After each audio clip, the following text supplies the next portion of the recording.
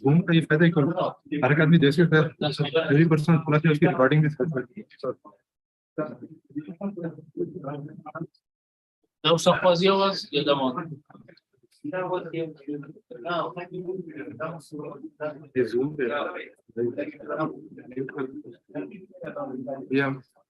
ये ऑफ है? This is हाँ, ये हम लाइव यूट्यूब पे लिए लाइव शुरू जूम ये यूट्यूब पे excellent. ये आपके वहाँ पे बैकअप पे रिकॉर्ड हो रहा है? जी हाँ, बैकअप यहाँ पे भी रिकॉर्डिंग है? कैमरा हैज गॉट रिकॉर्डिंग, तो आपको बाद में दे भी। Hello. Okay, hello. आपके पास जो ये माइक्रोफोन पड़ा हुआ है, काइंडली जरा उठाइए और इसको चेक करवाइए। कोई भी ये माइक्रोफोन उठाइए और मुझे मेरी बात का जवाब दीजिए प्लीज। ओके सर, ये माइक जरा होटो के साथ नजदीक करके बोलिए। ओके सर, आपकी आवाज क्लियर आ रही है, आपको मेरी आवाज क्लियर आ रही है? Okay sir, thank you.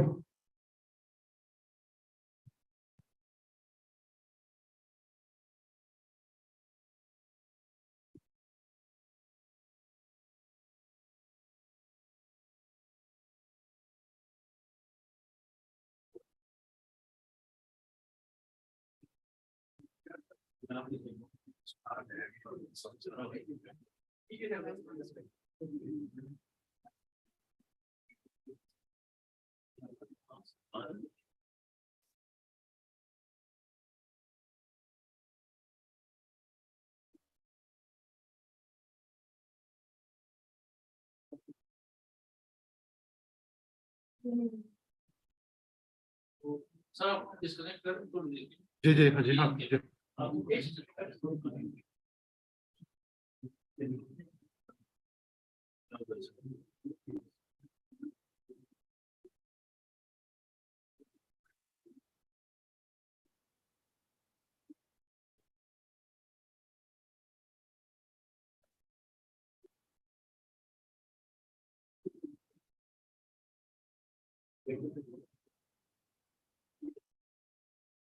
Net कर ये बस ये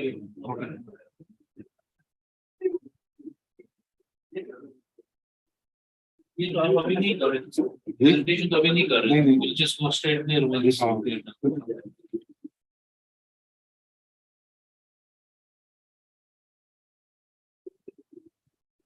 करेगा भी।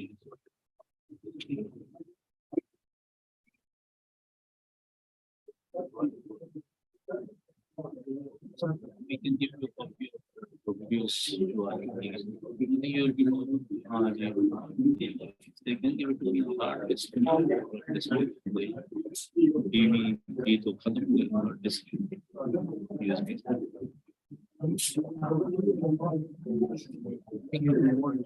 lead placement not so lead placement क्या है, searching for the दोनों एक साथ ले नहीं दो कैमरे तीन एक हमने जो दो कार्ड एक उस पे होगी, एक हमारे एनवायरमेंट जो हम एक ठीक है और 3 कैन बी जो का लैपटॉप है बात कर सकते हैं मेरे बराबर स्विच कर लेटिंग देम कैमरा इज निकलने पूछ करता हूं।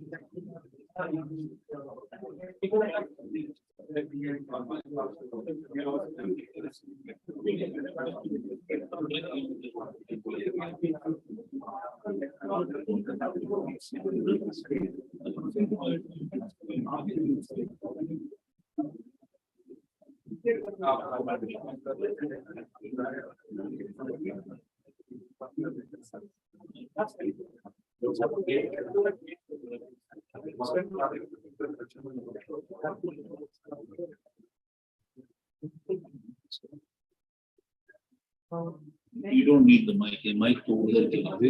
ये mic उधर के लिए. हाँ ये उधर के लिए. आप जरा देख लीजिए सर की आवाज सबको आ रही है. ठीक है. अस्सलाम वालेकुम। आपको सबको आवाज आ रही है मेरी? अच्छा अच्छा भाई ये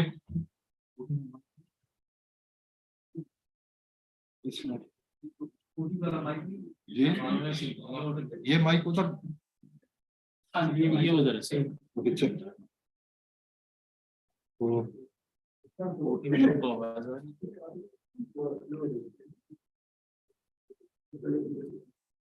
जी जी बिल्कुल आ रही है, आपकी आवाज बिल्कुल क्लियर आ रही है।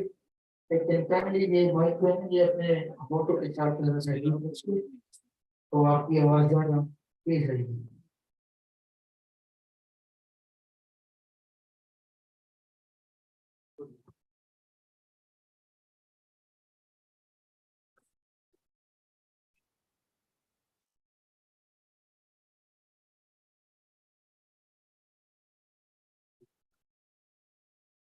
Okay, Assalamu alaikum. So first of all, sorry for starting late. So we are just having a technical issue. So Abhi, who's the surgeon in this room? Like any surgeon? कोई है surgeon? Neurosurgery? जी? सारे orthopaedic हैं? अच्छा माशाल्लाह। और आपने neuro monitoring में के बारे में किसने सुना हुआ है? तो हम आज वर्कशॉप करें, किसी ने कभी सुना है या सुना ही नहीं? सुना है? सुना है। और कभी किसी ने देखी है इंटरनेट पे या लाइव में? मेरा नाम जो है फैसल रियाज जहांगीरी है। I am graduate of Haber medical college 91 long time ago. I did my house job in general surgery and radiology. Then I went to US. I did my master's in biomedical engineering from Cleveland. And after that, I taught in School of Medicine, School of Dentistry. And then I did my fellowship in surgical neurophysiology from Michigan. So I started from Michigan, I worked there, and then I moved to Philadelphia. So I was director for their program in neurophysiology at Thomas Jefferson Hospital. I worked there for a few years. Then I moved to Baltimore. There was a startup private group, so I joined there. So we started with, I was employee number 6, so we have 6 people, and I worked there for 7 years. When I left, we have 185 technicians, and we have 15 neurophysiologists, and we were monitoring in like 18 different states. I work in Seattle, I work in about 25 different states in US and more than 400 hospitals. I moved to Saudi Arabia, Riyadh, National Guard. They wanted to start a program in neuromonitoring, so I worked there for 6 years, developed the program. Then I went to Hamad Medical Center in Qatar to start a program, and then I moved back. Now I'm in Dallas. So I'm working in Dallas. So I was invited by the government of Pakistan in 2008, first time, to give lectures on neuromonitoring. So I came to Rawalpindi, Islamabad, Peshawar, and Abbottabad, so Ayub Medical College. So I gave lectures. We did a case in CMH Rawalpindi. We started the first neuromonitoring program. I came back again. I went to Gurki Hospital, started the neuromonitoring program. I did multiple workshops almost every year in Islamabad and CMH Pindi. So we did a lot of programs. So where I met Dr. RF and came here in 2012, I think. So did like first case here, scoliosis case. So since then, we have been in connection. So neuromonitoring is very common and advanced in US and Europe, England, and other countries. They are catching up. And the good thing is, like, when I came in 2008, nobody knew about that. So, but now we have developed program in some of the hospitals in Pakistan, and a lot of hospitals, they have bought the machines, but unfortunately, they don't have a trained person. So the training is important, but this is a very good, very lucrative, and very demanding field, because there are two levels of training. One is for technicians and one for physicians. For technicians, you need to have any bachelor degree or a master degree, so you can qualify. And if you want to do as a technician, so you have to do 150 surgeries, and you take the written exam, and then you qualify. It called certification in neuromonitoring. And there are about 5,000 certified in last 45 years. And out of those 5,000, more than half, they are retired or they are passed away. I don't know, they died. They are in manager. So they're not. So there are more than 8,000 hospitals in the US. So there's not even one person in every hospital. So I'm giving you an example. I was director for the University of Virginia. In University of Virginia, we had I had 11 technicians, and we had 3 physicians, and we used to do 5 orthopedic surgery at the same time. We have 3 neurosurgery going on, and we have 2 ENT rooms and 1 interventional for imaging. So we have about 10, 12 surgeries being monitored every day. And we did like 150, 175 surgeries monitored every day. So it was very, so there's not, but this lack of trained technologists. So if this kind of, if you get certified, so it's a very good position, and there's a good chance you will never get unemployed. For the physician level, so if you have physicians, so you have medicals, so you have passed your medical school, or you have a PhD, so you can qualify. Then you can work for 3 years, and you complete 350 surgeries, and then you can take American Board of Neuromonitoring. So if you want to take American Board of Neuromonitoring, you don't have to be a US citizen. You can take, you can have an exam center in Pakistan or any place in the world. So you have a special fee, so you can take exam in any other country, but you can get American Board of Neuromonitoring. So giving you example, there are the American Board of Neurophysiological Monitoring for the physician. It started in 1999. And since 1999, only 185 people have passed. 185. So it's a difficult exam, but out of 185, only 133 are practicing. So right now, there's not and no one is in Pakistan.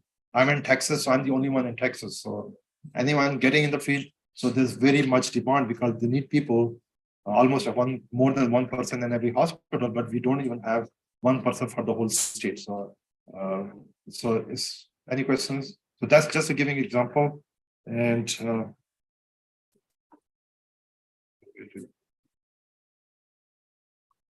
what is the objective of this presentation? What we are trying to do today is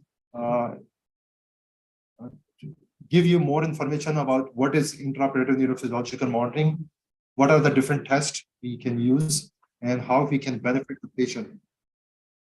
So what happens is that when you're not doing any surgery, so the tests are known as neurophysiological tests. So probably you have ordered like many times, you have a patient with some seizures or epilepsy, you ask for EEG test, correct? You know about EEG? Anyone know about EEG? No one? EEG, one person. So EEG is for brain waves. You have ECG for heart. The EMG is, so if you have some muscle disorders, patient has scoliosis or any weakness or trauma, you go for EMG testing or nerve conduction testing for muscle testing. Or a patient have peripheral neuropathy, or patient have multiple sclerosis, we ask for nerve conduction or sensory wave potential or visually wave potential. The patient has brainstem tumor, we do auditory wave potential. So these are different tests. And these are called neurophysiological tests. So I categorize into 4 different types. One is for diagnosis person. So you probably have a neurophysiology lab here, physiology lab. So if you have any disease, you send the patient to diagnose a disease. Patient have epilepsy or seizures, nerve peripheral neuropathy, any kind of, or hearing deficit. So that's for diagnostic. So we can use also the same test in ICU to see if the patient is getting better. So if the patient has stroke, we do that. patient has stroke. So we do every 8 hours test to see if the patient is getting better or not. Patient has a cardiac arrest. We do these evoke potential and EEG for these patients to see if the patient is getting better or worse. So this gives us information about the prognosis. The second is therapeutic. So we can use the same test to treat the patient because have you ever heard of deep brain stimulation? Deep brain stimulation. So deep brain stimulation is a technique which is used for treatment of different diseases.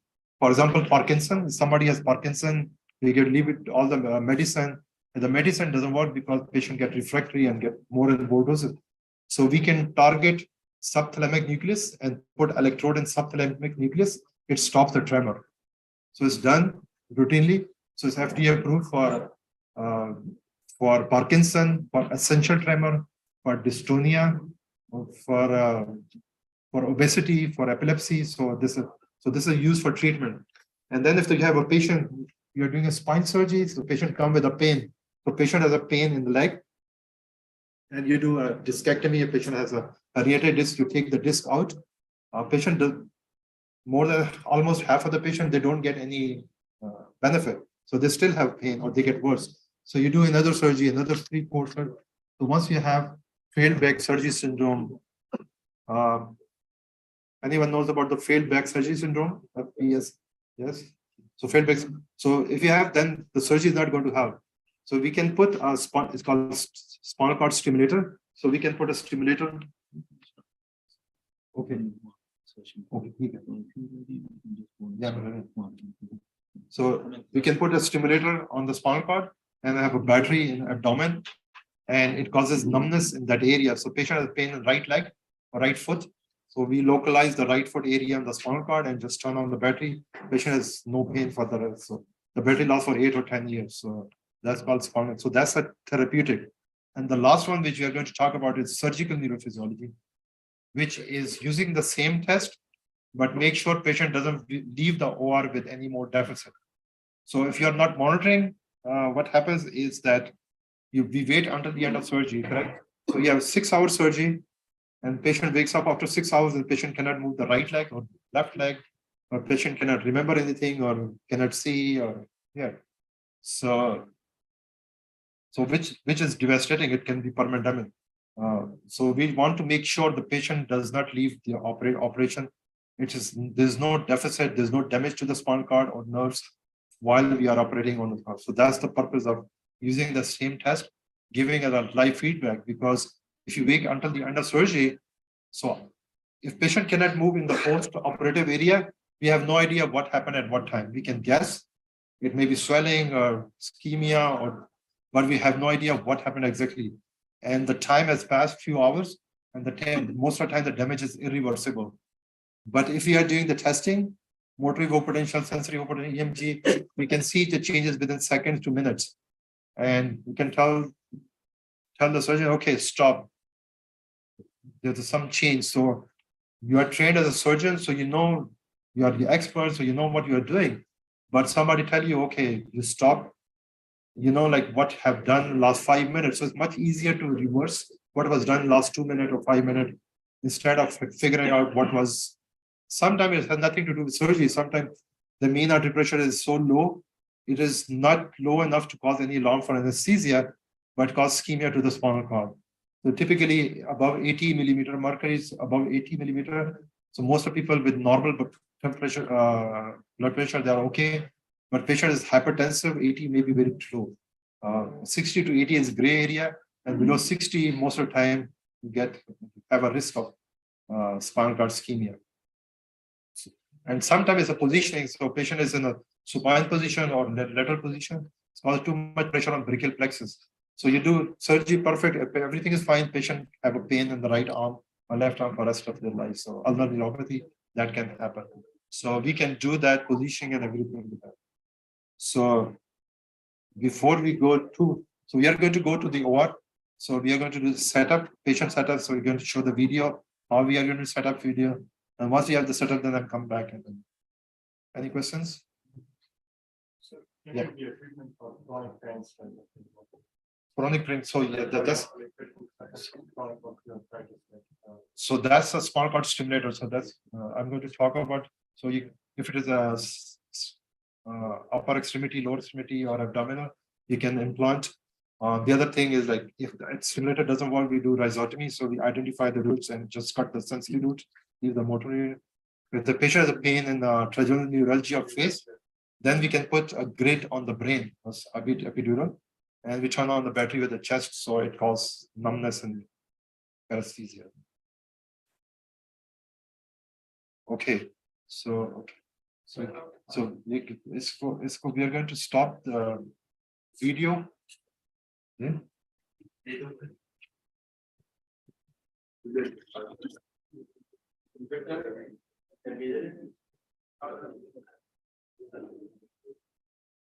So, Assalamualaikum, Dr. Jangir. Gigi. I think we are ready. If you can come and start with the leads. Okay, I'm coming. Stop sharing. We're going to try to start the video.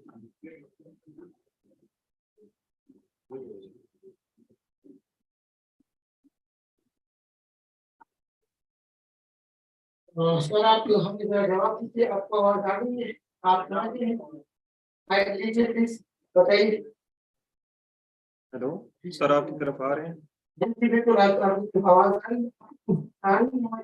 है जी बिल्कुल sir आ रहे हैं आपकी तरफ okay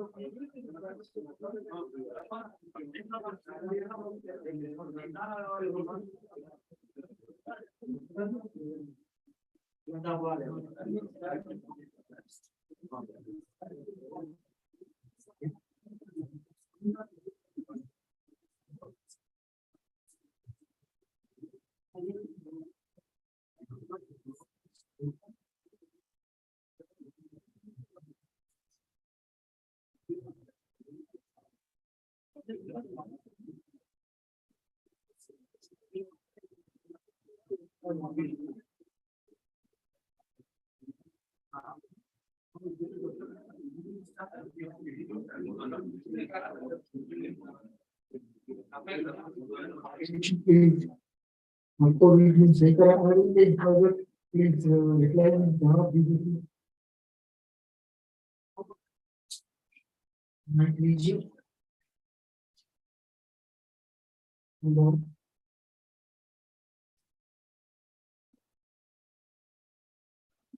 sir video नहीं आ रही है। Video आपको नजर नहीं आ रही नहीं सर। राजीव साहब वीडियो वाले इनको जरा वीडियो दिखाइए प्लीज वीडियो वाले राजीव साहब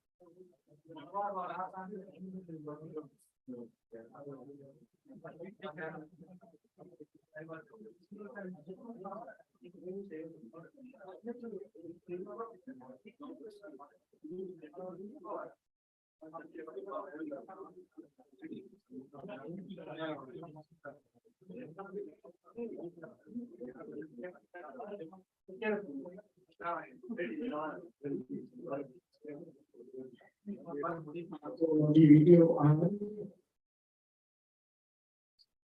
please तो वीडियो नंबर आ रही है माइक लीजिए प्लीज जी सर आ रही है okay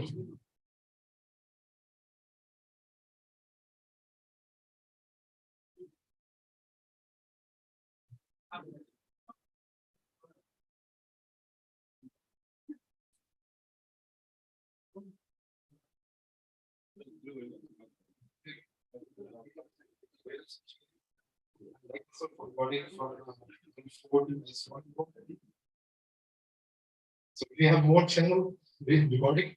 We can put two in each, but because we don't have two channels, we are referencing both to each other.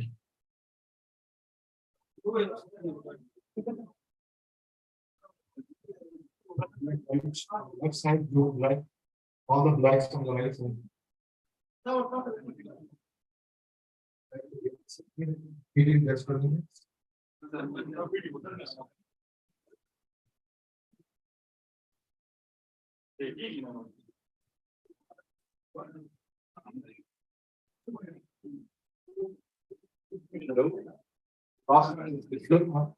Lately is not focused and we are not able to see the news.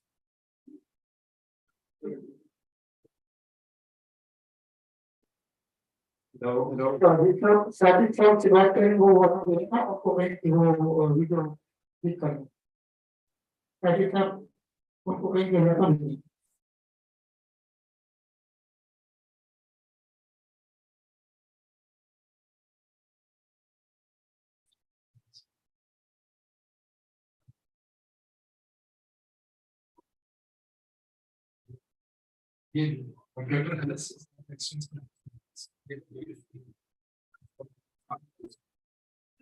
Yeah, 4, 5 plus 1, and 5 is.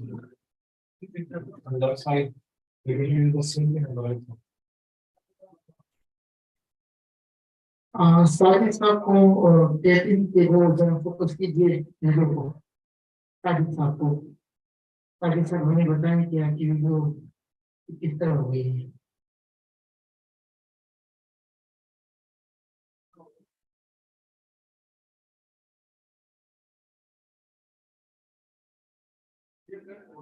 Yeah, 4 and 5. Yeah, better than 5 and 6.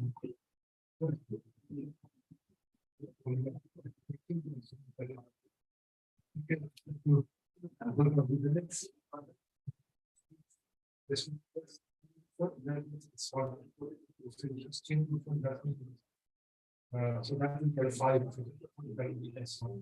Let's get some it's true. Right.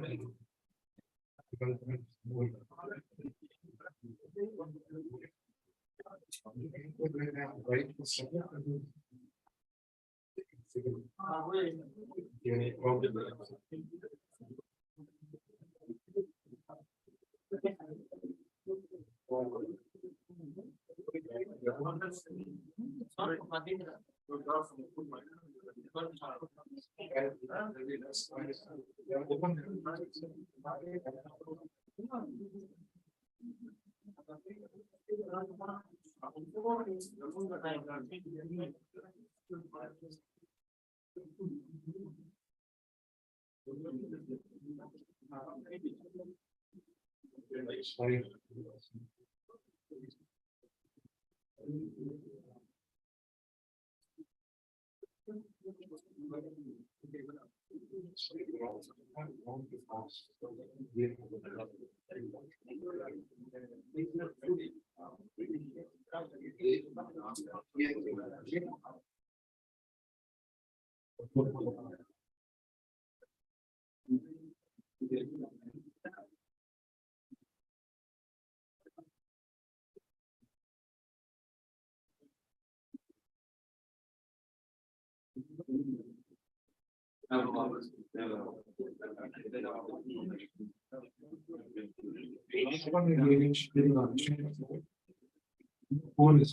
Students who are not the bottom of the see how much interaction they have. The first place important kind of goal is touch because the home can have voltage and before we have full reversal of the other. So we have voltage in the hand doesn't mean we should always do.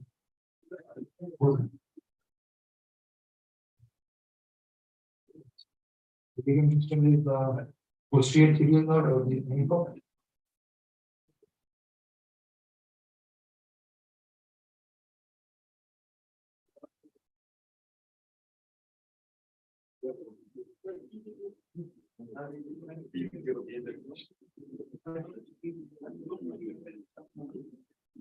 Okay, set up on the both sides, just make sure. Yeah, back. Yeah, there.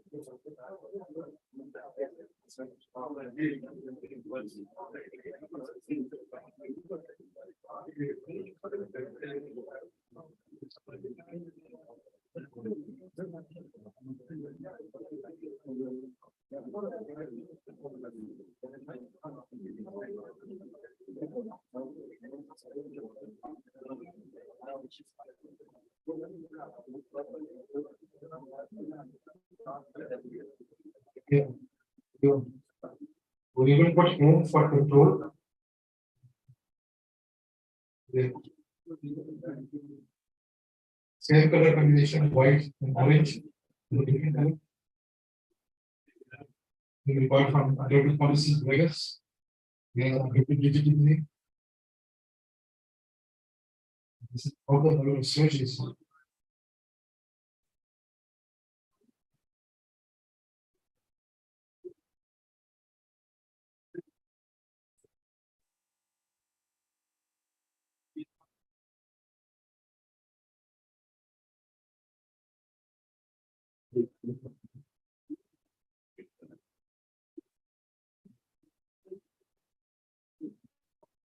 Please go ahead.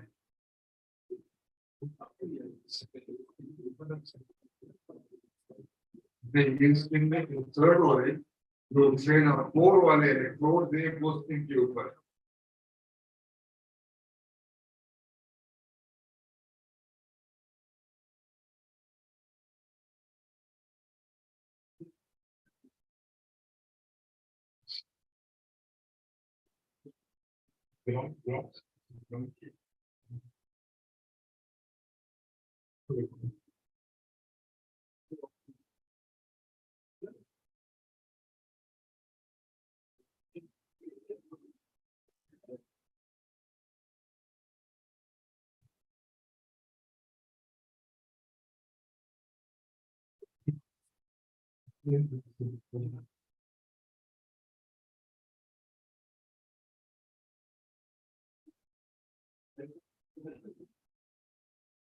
Lost electrode, regarding between lost electrode is the ground electrode, because ground electrode when you stimulate the current, it's spread over the slip. So ground electrode sucks out its currents. Straight current, it absorbs, increases the solution.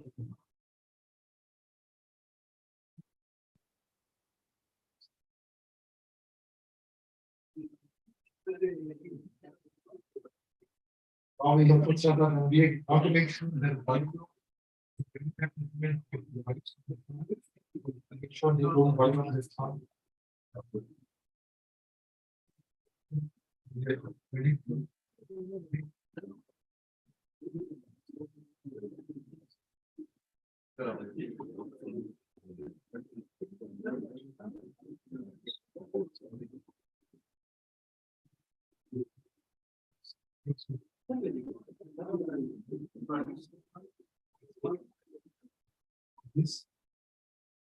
This is what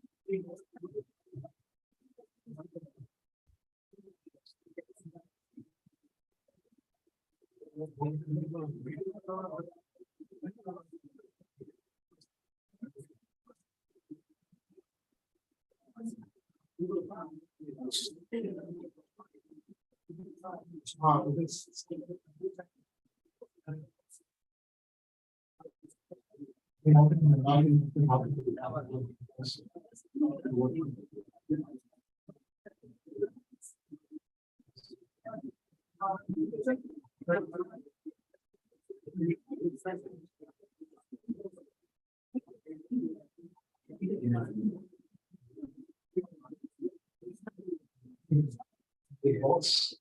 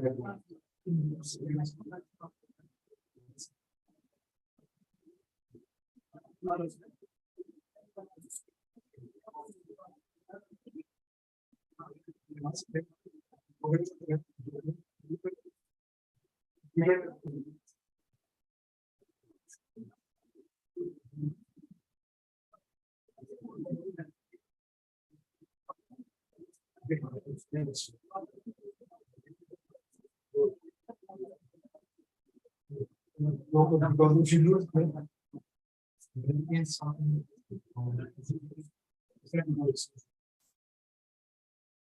It's really the way to get this.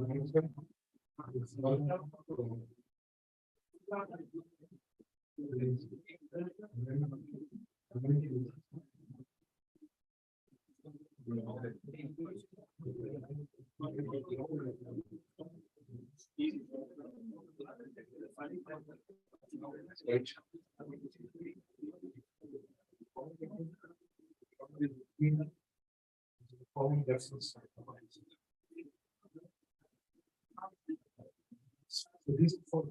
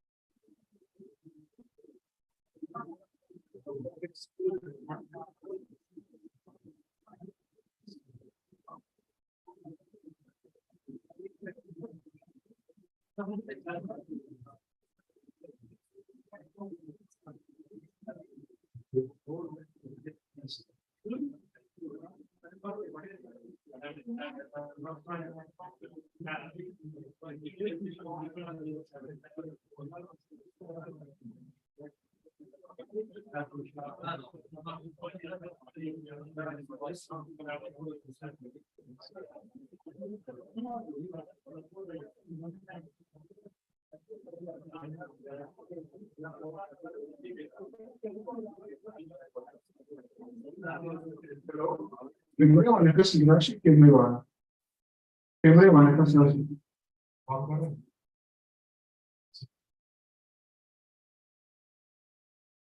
Hello? Primero maneja sinapsis total y sinapsis múltiple. Primero.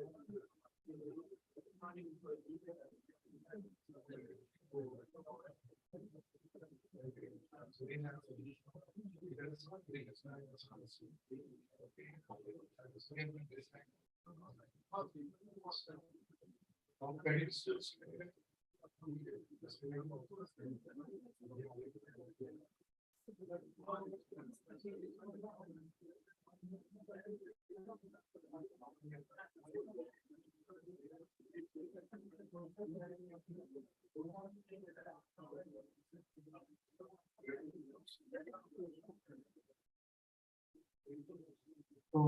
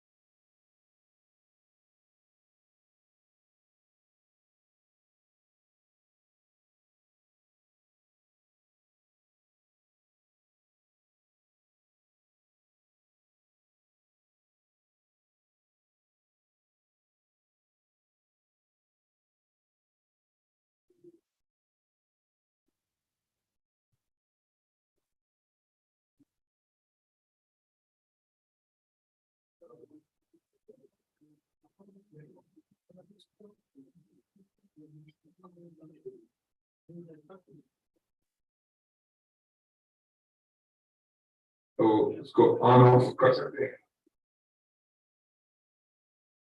अभी wait कर दें, of कर दें।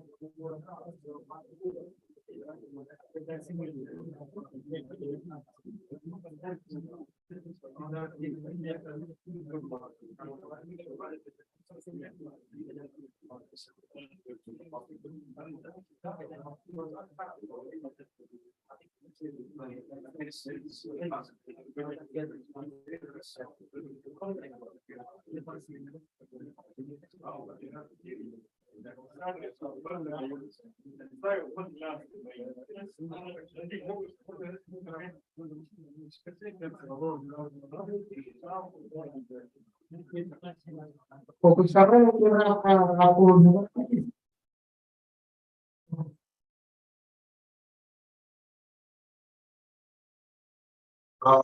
Government study. So this is the condition of deformity. You can see, can you see here?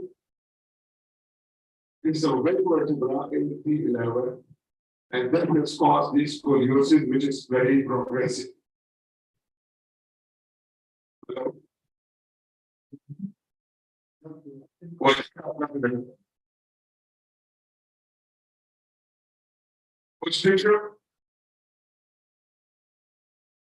Which picture?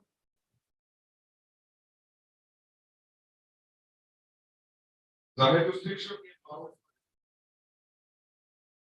जवाब है restriction और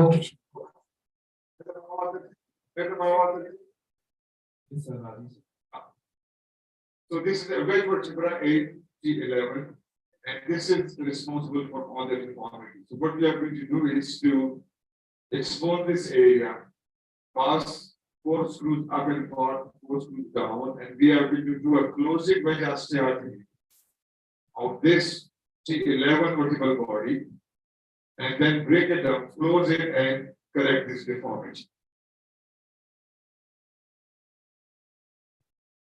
ठीक है? So in other words, you are saying this is a correction short segment. This is, yes. This is pedicle subtraction osteotomy with a short segment fixation. The question from audience.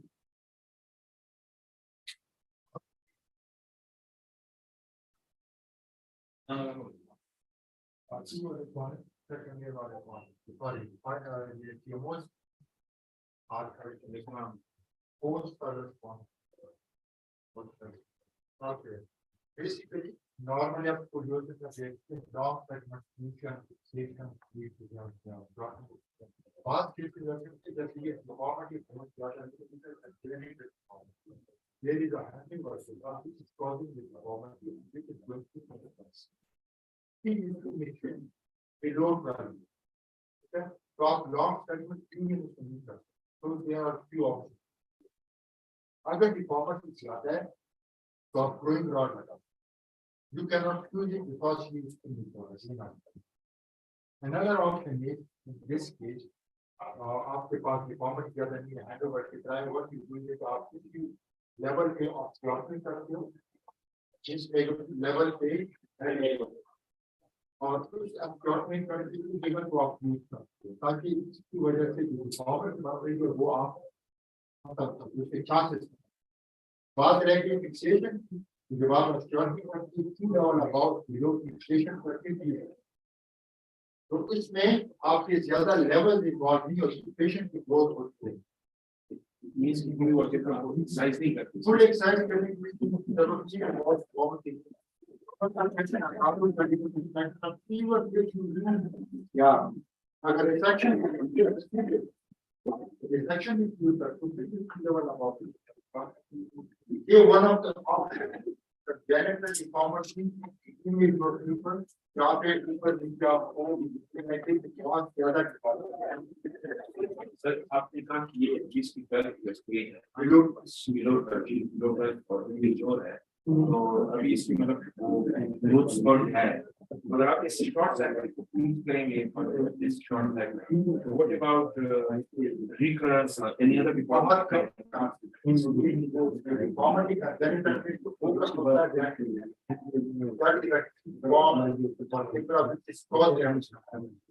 what about so complex knowledge of the compound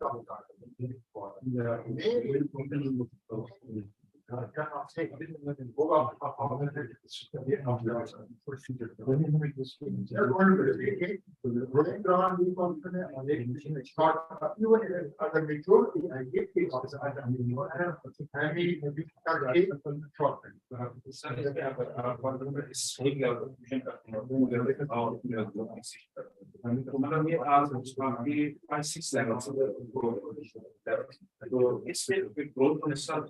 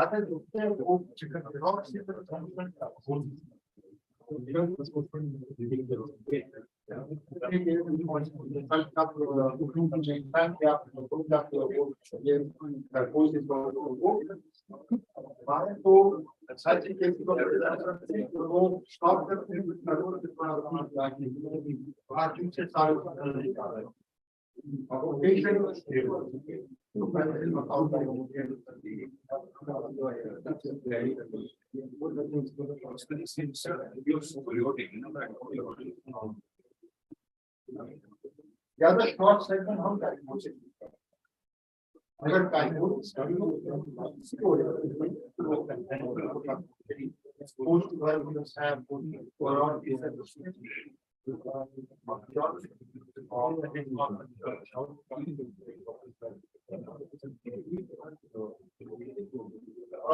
फिर आप पे depend करते हैं आप study कर सकते हो आप एक्सटेंशन करते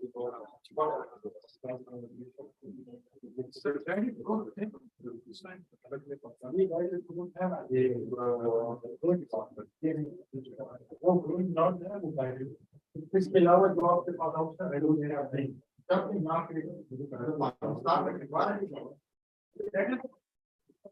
तो फिर आप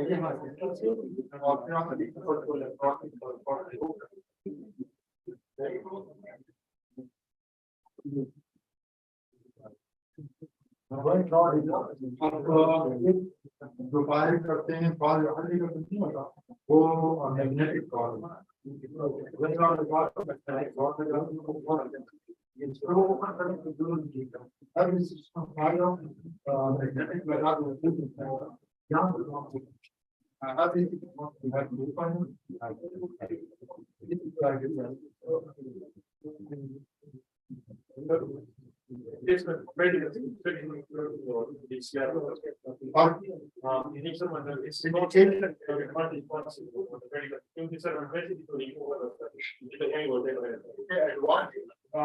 सब्सट्रैक्शन ऑफ ज्योमेट्री का इस केस में एडवांटेज ये है कि इंटरवेंशन ज्यादा नहीं it is lesser procedure than the government of reading भी ज्यादा होगी लॉजिकल डैमेज का खतरा ज्यादा होता है फाइन ज्यादा लगता है medical subtraction of geometry is ना थोड़ा सा फाइन भी कम होता है पीवीसीआर का फायदा ज्यादा होता है इसके पेडिकल सब्सट्रैक्शन और डॉट के थोड़ा से पेशेंट्स कम है करते हैं जब डिफॉर्मिटी बहुत ज्यादा दूसरी तरफ आप से पेशेंट को उत्तर की एक तरफ से डिफॉर्मिटी ज्यादा है वो पेडिकल सब्सट्रैक्शन वेज और क्लॉटिंग कर दो और फिर तो फायदा नुकसान दोनों का ये है कि पेडिकल सब्सट्रैक्शन और क्लॉटिंग में करेक्शन ज्यादा नहीं है Yes. नहीं दोनों के आप इक्वल भी है ताकि उनसे ज्यादा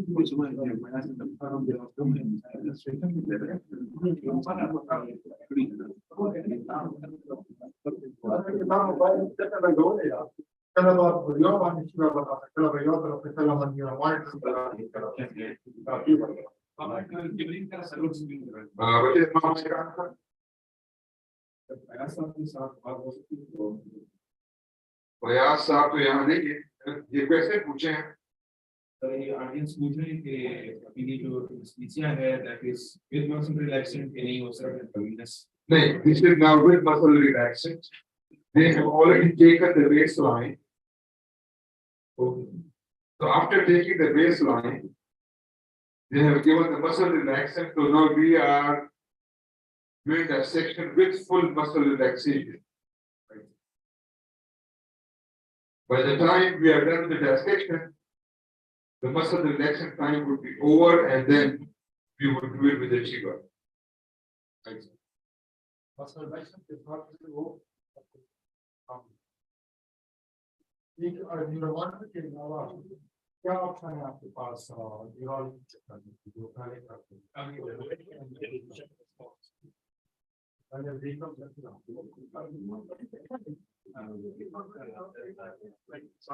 मसल रिलैक्सेंट जो है वो जब भी ईएमजी या मोटर टेस्ट करें एक्सरसाइज मसल रिलैक्सेंट के पेशेंट टेस्ट को ट्रेन ऑफ बोथ लगते हैं तो सीरियल और सीजन भी क्योंकि लेवलिंग टेस्ट करते हैं वो हम ये मॉडल मशीन का ट्रेन ऑफ 4 है उससे हम 4 टाइम सिमुलेट करते हैं और 4 टाइम रिकॉर्ड करते हैं अगर हमारी बॉडी में चेक करता है तो अगर आप किसी को मसल रिलैक्सेंट दें कौन सा मसल कौन कर रहा होगा face and which will get paralyzed first. Feet is face and outer face. Second hand or foot. And foot not flat. And जब stop करें which will get reverse foot. First, why face get paralyzed first? Why correct?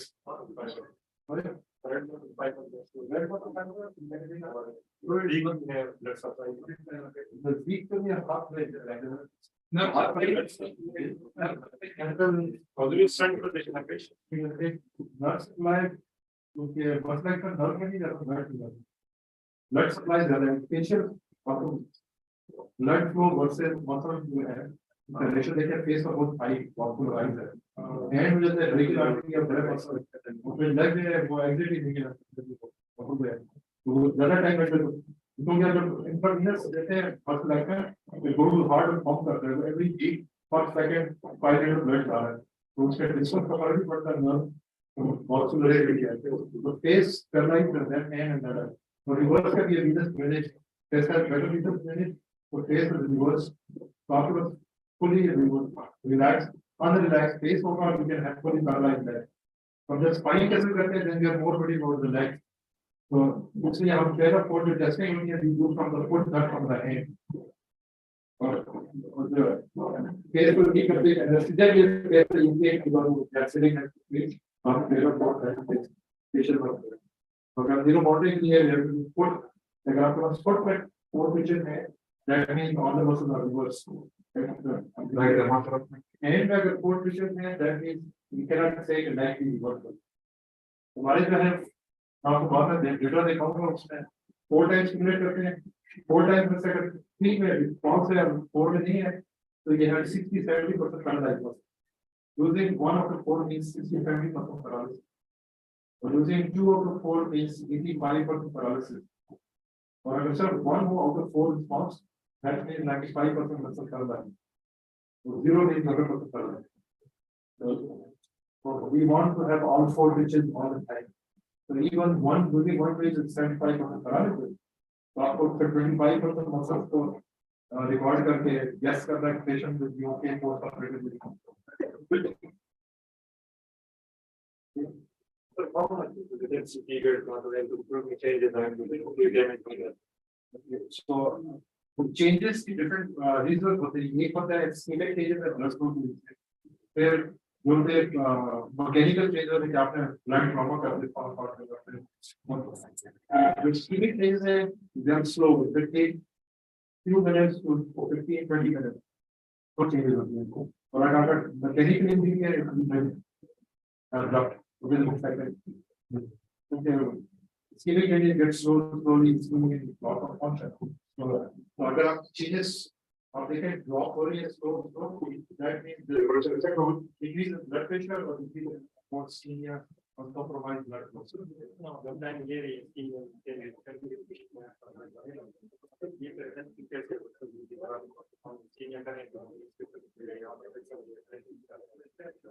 क्या होगा हम monitor कर रहे हैं non stop करते हैं स्टॉप अभी जो है हम मैं स्लो कर रहे हैं लेकिन नॉर्मली जो है वन स्टॉप मॉनिटर स्टॉप नहीं करते वाटर टेस्ट है स्टॉप बिकॉज़ इस पेशेंट को हम stimulating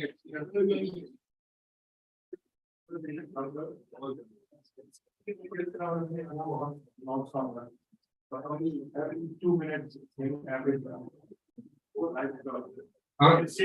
not give a double coat. I'm how old you were together.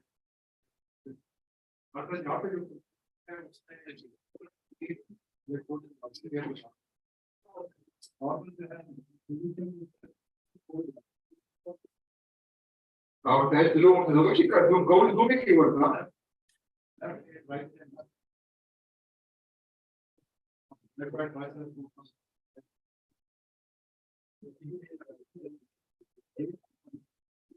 अभी कौन सा कैमरा वहां दिख रहा है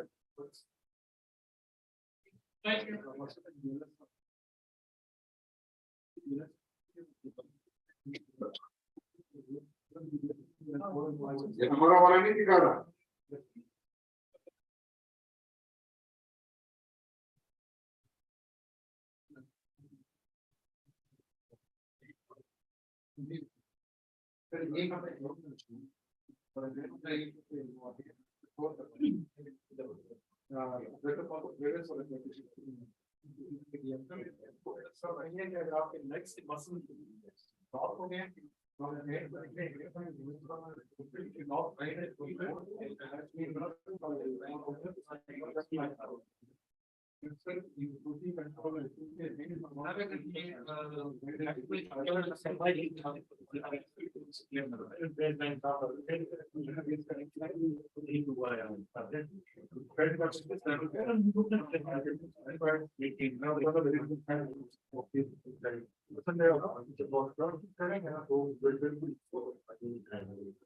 Basically, the way you do that, big role in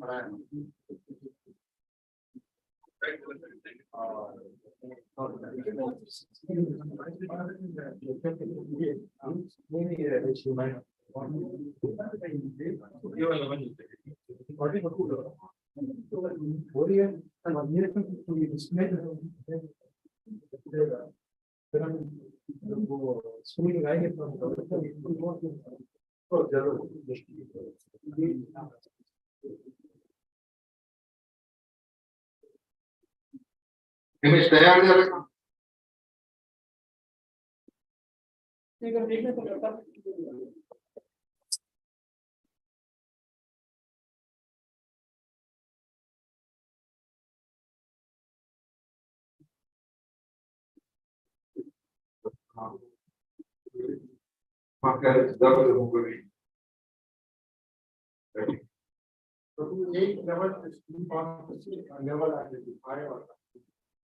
इसकी वॉल्यूम थोड़ी सी कम वॉल्यूम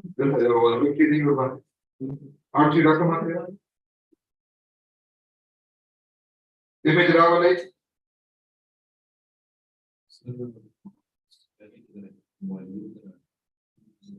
अच्छा वॉल्यूम कम कर दें ओके सर वॉल्यूम बंद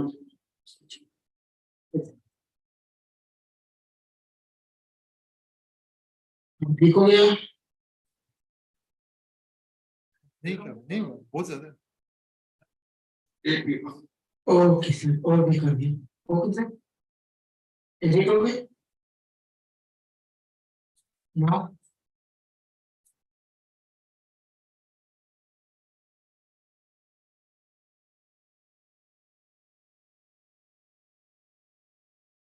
से कम ज्यादा नहीं होगा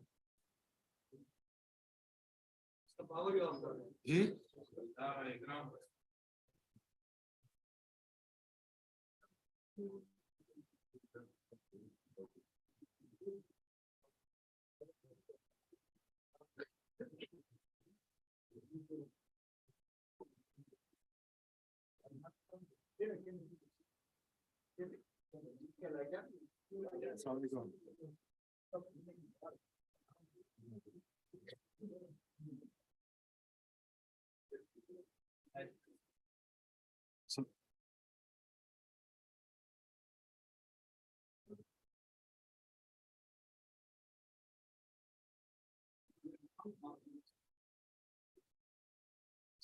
So, while they are exposing, so we are going to talk about the neuromonitoring different techniques to be started. And then when they are ready for, we are going to test the screws. We are going to put the screws everywhere. So we're going to test the screws. So we're going to talk about that before. So high risk surgery. So for patient, every surgery is high risk, right?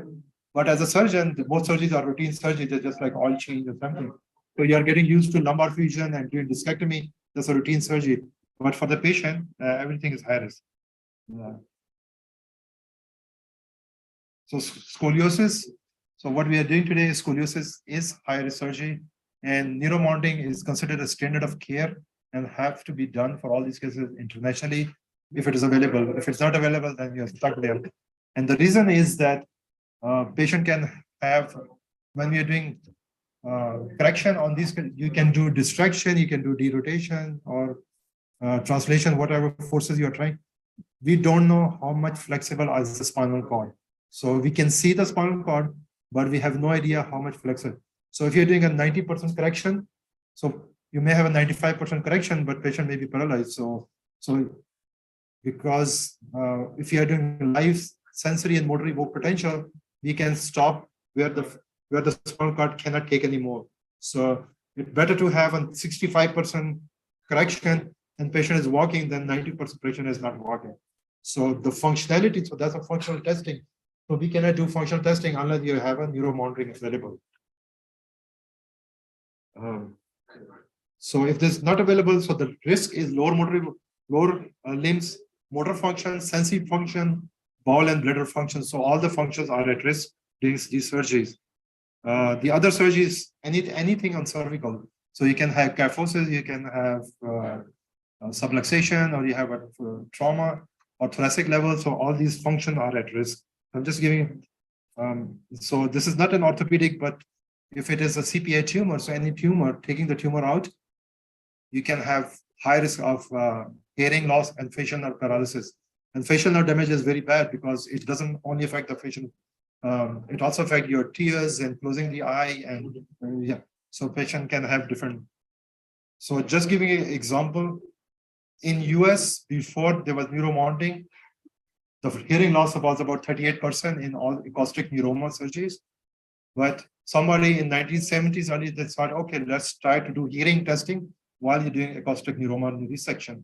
So it dropped from 38% to less than 1%. So same thing for pedicle screw test, just a lumbar fusion. The risk of, the published risk of foot drop or muscle motor deficit is about 9.8%. It ranges from 3% to 17%. But now if you're doing, when you're putting the screw, so you're testing the screw, because if the screw has the pedicle has a micro breach, you cannot see in the C-arm. The C-arm is not is about 64% accuracy.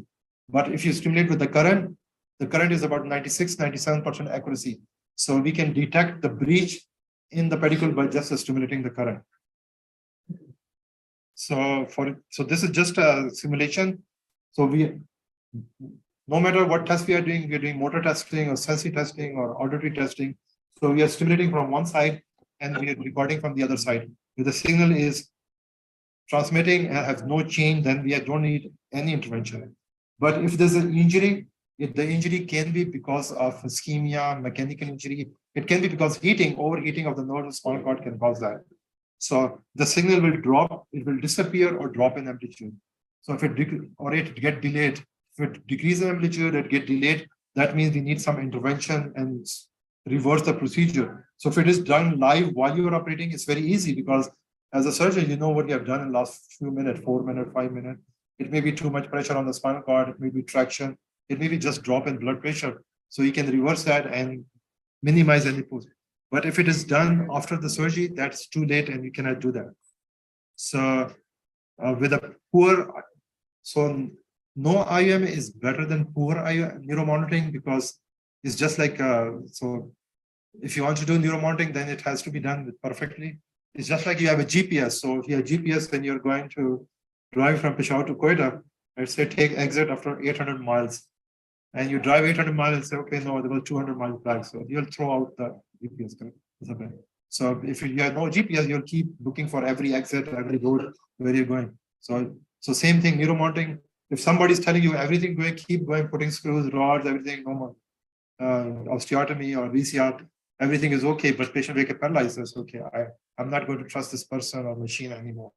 So same thing for all the cranial surgery. So the main outcome is to minimize the post-operative deficit. So patient can have a deficit preoperatively, but we want to make sure if the person is coming for any spine surgery or any surgery, patient doesn't leave the room with any more deficit. So it has a broad application. We can use in neurosurgery, we can do orthopedic surgery, we have ENT surgery, vascular surgery, cardiac surgery, even gynae surgery, they're asking. So in neurosurgery, you have a loss of list, brain tumors, spinal cord tumors, microvascular decompression, peripheral nerve, cortical stimulation, vascular cabbage, bypass, carotid endarterectomy, aortic aneurysm, and then orthopedic, any cervical, thoracic, lumbar case with scoliosis, hip cases, tibial cases, and then ENT. So the thing I'm trying to focus is modalities. And what is a modality? So modalities are specific tests we talked earlier today. So the test we use for monitoring is called modality. The term I'm going to use again is SSEP. SSEP is somatosensory evoked potential. Somatosensory is it's a ascending pathway and it's only dorsal column. So the ischemia, if a patient has dorsal column syndrome or a damage to ischemia or damage to the dorsal column, it affects all the SSEP. Motor evoked potential is a transcranial MEP. Transcranial means we stimulate the electrodes on the scalp, what we are doing today, and we stimulate the motor cortex and record from the muscles. We can also do direct cortical stimulation. If you open the brain, you can stimulate the brain directly, which will be direct cortical motor evoked potential. EMG is placing the electrode. So I'm going to go and bring the electrode later to show you the different needles. So those are small needles put in subdermally. You can have a longer one. Patient is very obese, very big. You want to put a longer one so you can reach the muscle. It's not in adipose tissue. So we use EMG for cranial nerve or peripheral nerve. EEG is the brain recording. So typically we do for all the craniotomies or vascular surgery, but in spine surgery, we do EEG to see how deep is the anesthesia. So we can tell the depth of anesthesia by just looking at EEG. And trainer 4 we were setting today is for monitoring the muscle relaxation. So every test, the test is for sensory motor deficit. So the focus is always doing multimodality. That means doing more than one test because every test has pro and cons. But when you combine all the time, you give the best protection to the patient and to the surgeon. So for typical for spine cases, we do sensory evoked potential, transcranial motor evoked potential. D-wave is the patient has a spinal cord tumor. We can put electrode on the spinal cord directly and record from the spinal cord. That's known as D wave or direct wave. And then there are EMG, tremor 4, and EEG. So those are all the 4, 5, 6 tests, depending on the machine we're doing. So what is, anyone knows what is SSA somatosensory? Sorry? So कौन से signal जाते हैं? Which signals you do? Touch? Anything else? Pain? Pain is not dorsal column, is it? Proprioception. So pain and temperature are lateral spinothalamic tract. Proprioception. What is proprioception? Position. So where your body part is on time space. Then we have stereognosis. Stereognosis. What is stereognosis?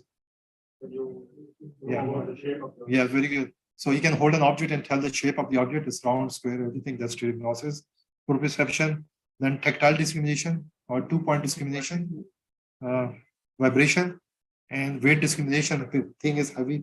So those are the 5 different sensory functions which are carried in dorsal column or dorsal column medial lemniscus pathway.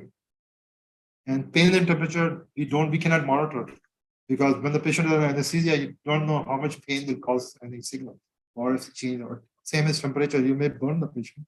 So, and there are different fibers on spinothalamic, so we don't do that. So why we do sensory wave potential? So signal tells us about the body, the nerves and spinal cord and the brain, but it also gives us information indirectly, blood flow. If there's a decrease in blood flow to the spinal cord, the signal will not travel. Decrease to blood flow to the brainstem, the signal will not go. Decrease in blood flow to the brain, we will not be able to record from the brain. So the signals that we record from brain, spinal cord, and brain. So and the alarm criteria, if the signal is late, the signal is delayed 10% or more. If it is occurring at 40 milliseconds, plus 44 milliseconds, that means something happened. We have to stop and fix it. Or the signal size is decreased more than 50%, whatever it was in baseline, that means it's there's a change. So when you stimulate, so I don't know if you can see, so these sensory fibers comes in, they enter the dorsal, the travel of, this is the first neuron, first order neuron, and it makes a synapse in nucleus cuneatus for upper extremity and nucleus gracilis for lower. So then the second order neuron cross over and goes up to the medial lemniscus pathway, and it makes a synapse in thalamus. And the third neuron starts from thalamus to the somatosensory cortex, third order neuron. So those are the 3 neurons. So we can monitor all of them. How do we stimulate? So we can stimulate the median nerve. We can put the wrist at the wrist between palmaris longus and flexor carpi ulnaris. We can stimulate the radial nerve. We can do radial nerve sensory testing. We can do ulnar nerve testing depending. We can also do peroneal nerves. We can put on the head of fibula. We can monitor the saphenous nerve distally or proximally. We can do posterior tibial nerve. We can also stimulate the femoral nerve at the femoral triangle. So if sometimes you want to have, you're doing a spine surgery and you want to do monitoring, but patient has amputation, bilateral leg. So what do you do? So we stimulate the femoral nerve, more proximal. Or patient has diabetes, severe diabetic, old patient, you want to stimulate more proximally because they have distal peripheral neuropathy. And what we did today was like, this is the somatosensory cortex. So we put 3 electrodes, left somatosensory cortex, right, which is the hand area. I don't know, remember the homunculus, the hand is outside the face and then the leg is midline. So we put 1 electrode for the leg and then hand on left and right side, and then stimulate the hand and feet and record from that. So this is the recording stimulation. So if you are stimulating the hand, the signal goes up. We record from brachial plexus, so the signal look like that from brachial plexus. So if you're doing a cervical spine stabilization, anterior cervical discectomy or posterior cervical, this signal should not disappear because this is before the spine. So this is a control. And the second is coming from nucleus cuneatus, brainstem, and third one is from brain. So we're recording 3 signals. And for the lower extremity tibial nerve, we record from popliteal fossa. Remember the popliteal fossa? First year anatomy. So then we don't talk about that. So we record from same. Then we record from lumbar potential from lumbar area. Then we record from cervical and brain. So these are the different recording. And on the screen, so this is from brachial plexus, this is from the brain stem, and this is from the brain. So brachial plexus is from outside the spinal cord, then these signals are coming, and then cortical signals. So if this is drop in amplitude, that means something wrong. So if this is like half of that, so we alert the surgeon. So it's just looking at this signal, how big is that? So these are the recording site. Again, Earth's point, the first recording site. Then we have N13 from dorsal column. We get P14 and N18. So I'm not going to go into detail. I'm just giving you like just a number. So once you are doing monitoring, then you have to remember those. And for lower limbs, we do popliteal fossa, lumbar potential for lumbar area. Then we have medial meniscus, and then brainstem, and then brain. So these are the recording, 5 recording from brain, 5 recording for the upper and lower extremity. So if you are doing left hand, right hand, left foot, right foot, the screen will look like that. So this is the stimulating the left median nerve. So you have 3 signals, 4 signals, right median, this left tibial and right tibials. So we keep stimulating throughout the surgery and make sure it doesn't drop. And we can also put the stacks. So you can see this is the down peak, up peak, down peak, up peak, left side, right side. So you can, once you look them again and again over the months and years of practice, you can see that, okay, this is getting smaller or bigger. If you're looking at the previous screen, it's difficult to see it's getting smaller or bigger. But we have all the stack, all the recordings together, then it's much easier to record them. This is from femoral nerve, recording from femoral nerve. This is from pudendal nerves. So you can also record from, stimulate the genitals and record from the brain, the pudendal nerve SSCP. And so we can do pudendal nerve as sensory evoked potential too. This is from saphenous nerve. So we are not doing SSCP today, but we are doing transcranial motor evoked potential. Yeah. So these are the altitudes of these waves. Yeah. These are other tricks, like for example, if this or if you take a baseline and then compare it to the Correct. So there's an average ratio that how much it should be for every normal person, but we take the baseline before the surgery start because every person has a different latency and amplitude. So there's a reference point that you stimulate the median nerve, the signal should reach about 20 milliseconds. That's a 20. But patient is very tall, it will be 25 milliseconds. Patient very short, it will be 18 milliseconds. For that patient. Yeah, so what we see on the screen will be our baseline. And then we compare the baseline to the next trace. So you cannot compare one person to the another person because one person will have a different responses and they will have a different disease. They have a compression, they have neuropathy, they can have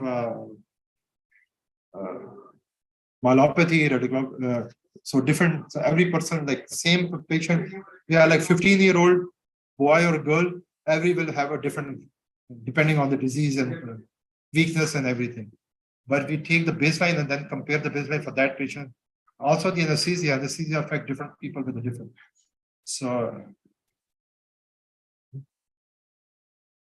motor evoked potential, what we are doing today is test. So that's one of the very important tests because we want to make sure patient doesn't get paralyzed. Sensory is for sensory testing, motor is for motor evoked potential. So we stimulate the brain. So what we are doing is stimulate the scalp and recording from the muscle. So now this is, our recording electrodes are placed on this scalp. So, and then we are recording, if you can record from spinal cord, which we only do for spinal cord tumors. If it's for scoliosis or trauma, we don't do D-wave, we just do MEP. So if you stimulate, so the signal is traveling down, and then you see this recording from the hand, muscle, and everything. So this is stimulation current from left side to right side, and the signal will come down, and you get a recording from hand. Then signals coming down, you get recording from the leg muscle, the foot muscle, everything. So the hand is always earlier than leg and foot because hand is close to the scalp. So if the hand is longer and foot is earlier, that means probably you have switched the electrodes. The electrode are plugged in correctly. This is the D wave recording. So you have a microscope, spinal cord tumor. This is the recording directly from the, so one electrode is above the tumor, one is below the tumor. So this is earlier, this is late. So the tumor is between the two. If the tumor is damaging the spinal cord, it's not going to affect the signal above. It will only affect the signal below. That's a control. So we published this paper about recording so those are the recording from the muscles, but you can also record from the urethral, external urethral sphincter and anal sphincter to make sure the bowel and bladder functions are not affected, because that's a biggest concern. Patient wakes up with good muscle, but they have no tone in bladder and bowel, or they're neurogenic bladder. So we can put the electrode in just a Foley catheter, but Foley catheter has a stamped electrode, metal electrode, which connect to the external urinary sphincter, and you can put the electrode in the record.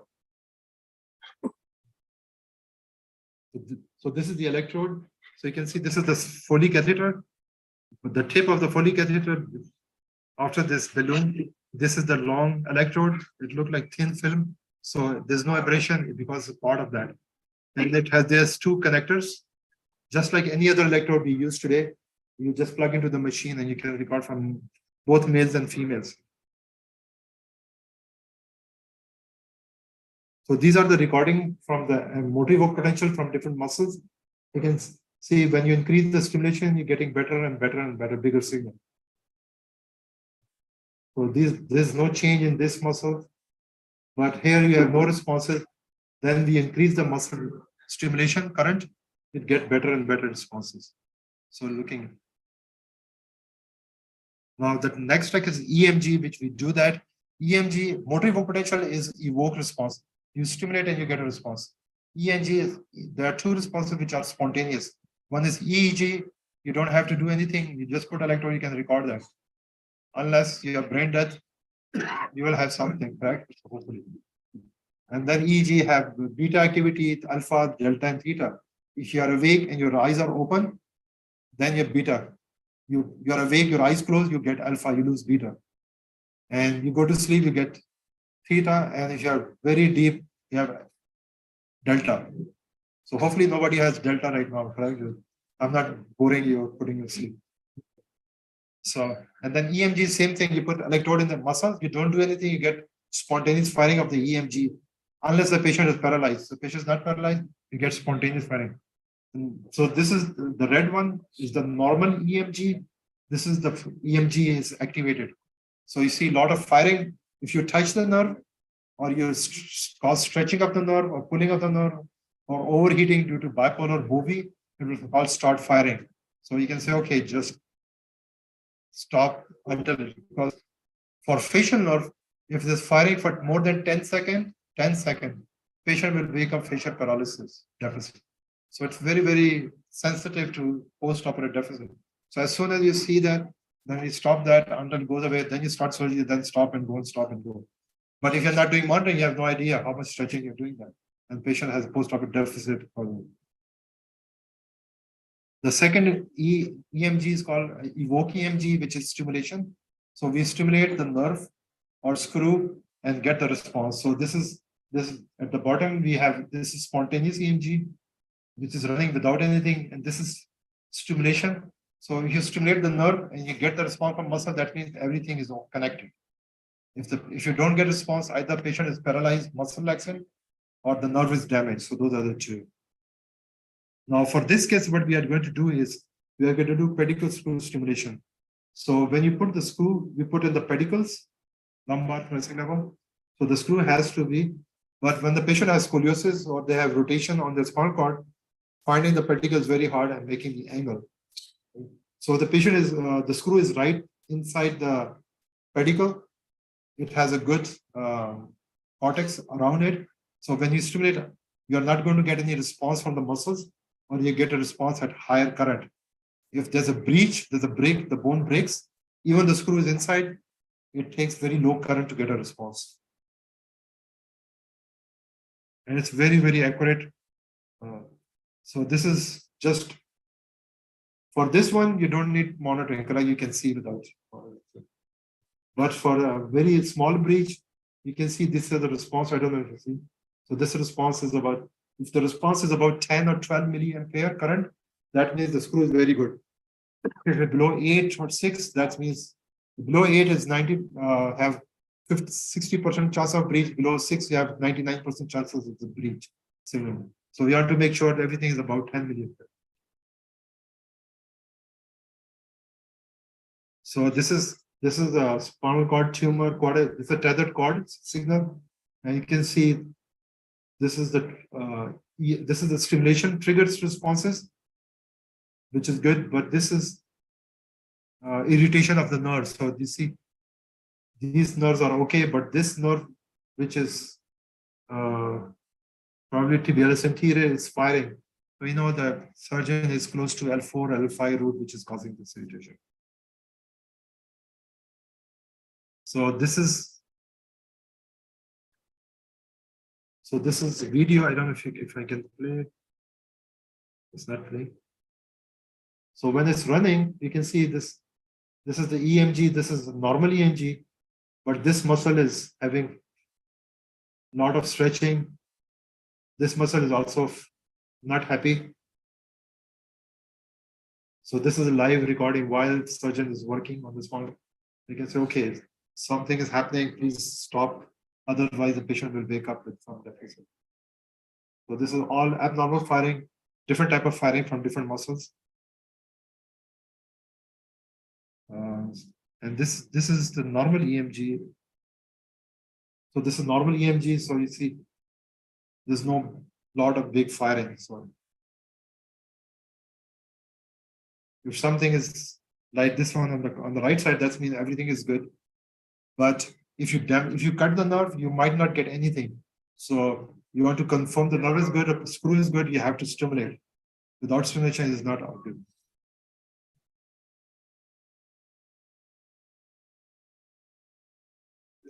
So selected rhizotomy, so I'm just going to skip. This is train of 4. So we are stimulating 4 times, 1, 2, 3, 4, and we have 4 responses. So this is a small, so you increase the current, this response is getting bigger and bigger. But if you have all 4, 1, 2, 3, 4, that means patient is not paralyzed, there's no muscle relaxation. So if you have these 3, but this one is gone, number 4, 70%, 75% muscle are paralyzed. You get, every time stimulation is always forced stimulation. So you stimulate 4 times and get just 2, 85% muscle are paralyzed. So you're monitoring only 15% muscle. And you have only one that's 95% paralysis. I don't get as 100% paralysis. So the reason we would do that, so we can trust the EMG or not. So this is the EEG.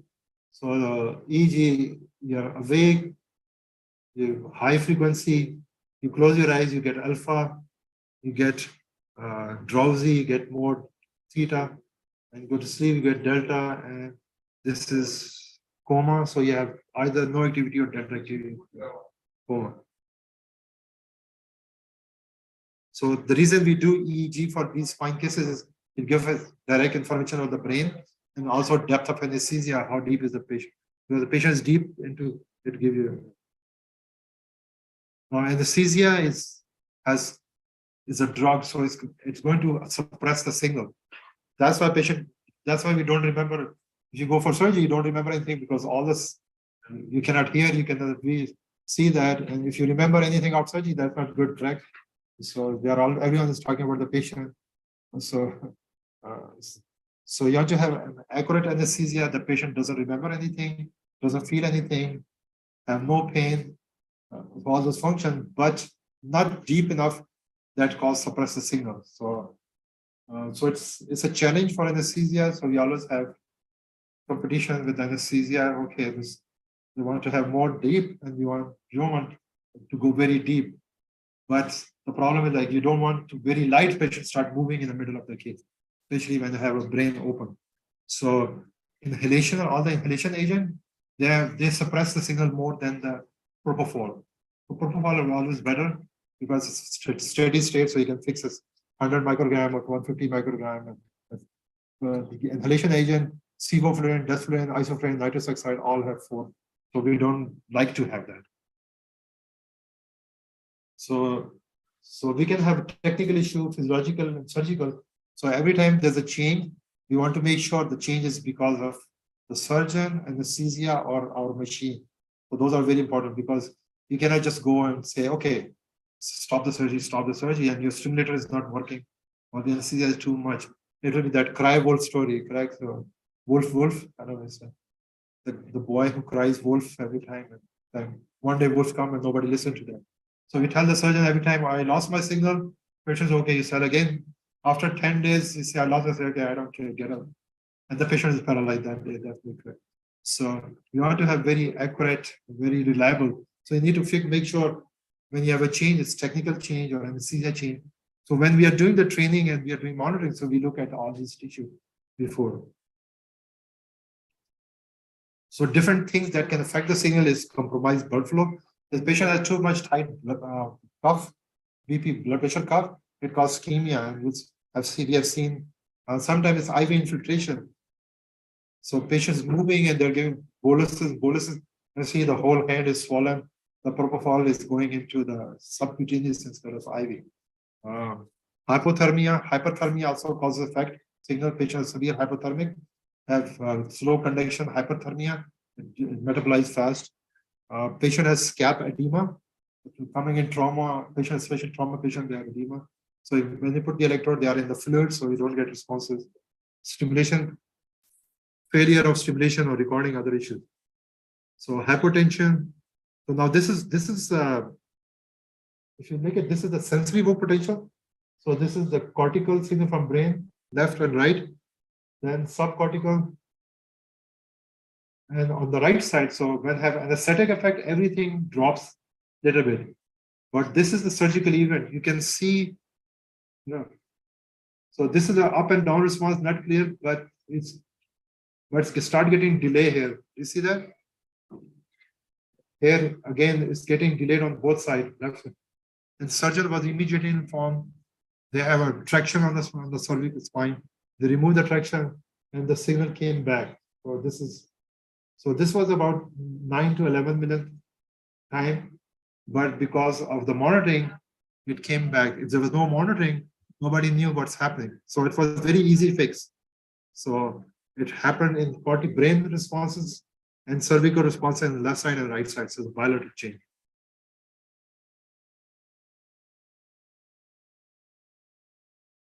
So this is the effect of hypotension. I don't know if you can see it correctly, but the green signal is the baseline and the yellow is the new one. So you are talking about the amplitude. You can see the difference. The yellow is very small, more than 70% smaller as compared to the green one, which was the baseline. So it drops in amplitude. So it's not delayed, but it's drop in left side, right side, both of them. So you can see. And the drop is only on the cortical, but not in peripheral. So anesthesia affects the signal in the brain, but doesn't affect in the peripheral. Brachial plexus, popping fossa is not affected. And brainstem is also very less affected. Cortical signal have multiple neural synapses, so it's affected. So if you have change in cortical, but not in cervical and peripheral, we know it's an anesthetic effect, and it's both sides left. Anesthesia will affect left hand, right hand, left foot, right foot, everything. Anesthesia is not going to affect one leg, not the other one, because it generalizes. This is the effect of hypertension, motor evoked potential. So we have a good recording from these two muscles, but suddenly either it's due to decrease in blood pressure, you can drop that. This again, a ischemic effect. So you can see there's a change in the amplitude. The signal is here, not as good, but this just all flat. It went flat. This is the positioning. So this was one of the patients who published the paper in 2011. This patient was 350 pounds and came for ECDF. So we draped the patient. Patient was positioned, got the baseline. So this is the baseline from brainstem and cervical, left side, right side. So cut the skin, the surgeon went out to scrub, and we ran another signal. This is a sensory. We lost every signal. All the signal gone. So I called the surgeon back. Surgeon came, took the tape out because patient was very obese, I had to put tape to push down the neck, brachial plexus. So took out that can cause ischemia. When you put the too much tape on the shoulder, that can cause pressure on the brachial plexus, and the patient can wake up with ulnar neuropathy, which may last temporary or may be permanent neuropathy. So we took the tape out, but the signal did not come back. And then, and the patient was tucked in because of ECDF. So then we moved the arm on that arm board, and signal came back and did a surgery, which is very difficult as a surgery, like a 350-pound patient, and you're doing ACDF and the arms are on the arm board, there's no place to stand and operate. But had to do that. So we talk about that. So we also have a longer needle. So the typical needles are very small, but if the patient is severely obese, you put a small needles, it will be just in the skin. It will not be deep. So depending on those, so we can have the regular needles are 13 millimeter. So you can 13 millimeter, we can have 18 millimeter, 25, 37. And the blue one is the longer one.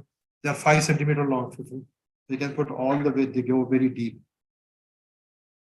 So this is from the paper. So we did like study, and we compare like 15, 20 patients, and we put every electrode in rectus femoris and all the patient and compare the data. So this is an X-ray post-op and the electrode. So the 13 millimeter was very superficial, and this 37 millimeter was very deep. This is the femur, and that's the disposable electrode.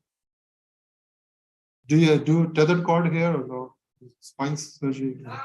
So tethered cord. So tethered cord with monitoring get very easy because all you have to do is find the phylum, and finding the phylum is very difficult.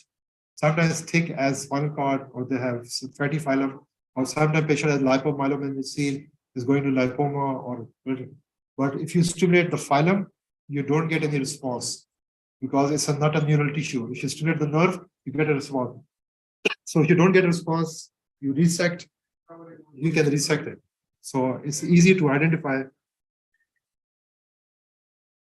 this. So this is lipomyelin, the patient we did. So I have open, and this is the phylum was going into the phallic tissue. So the surgeon is stimulating different than trying to find, and then we found the phylum here, and they cut the phylum. Spinal cord tumor resection, if they have spinal cord tumor resection, we can do the extra test. We do D-wave comparing plus sensory evoked potential, motor evoked potential, EMG. And what we do is stimulating the brain. So these are the recording for sensory.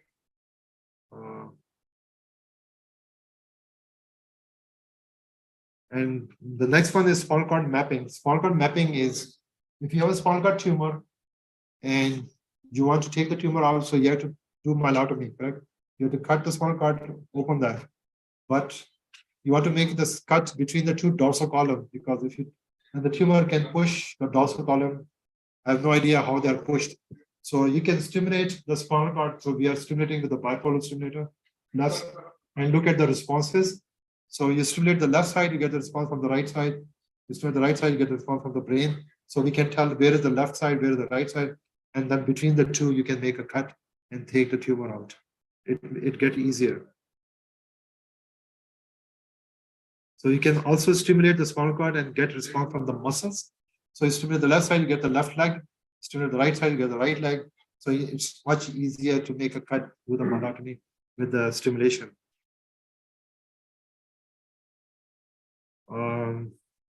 The last one is a spinal cord stimulator. So those are the stimulator for the chronic pain. So the patient doesn't go, they have failed back surgery syndrome or any other severe pain, and you have multiple surgeries, doesn't go. So you can implant a spinal cord stimulator with a battery, and so you can have multiple electrodes. You can have 4 contact, 8 contact, 32 contact, and you can stimulate because with the monitoring, you can prescribe. The patient has pain in the right toe, so you can stimulate and find the recording from the right toe and see, okay, this is the right toe area. I'm going to stimulate contact 1 and 5 or 2 and 5 and 3 and 5, and then use that. So this is one of the cases we did. So we have this dura open, and it's stimulating the spinal cord here directly with the probe. for same reason, to trying to find the left side and the right side to make a cut and take. Now the surgeon has scalpel, so they're making a cut depending on the recording and taking the tumor. And these are the muscle recording. So these are on the top. This is the recording from the right side. This is from the left side, and this is from the both side.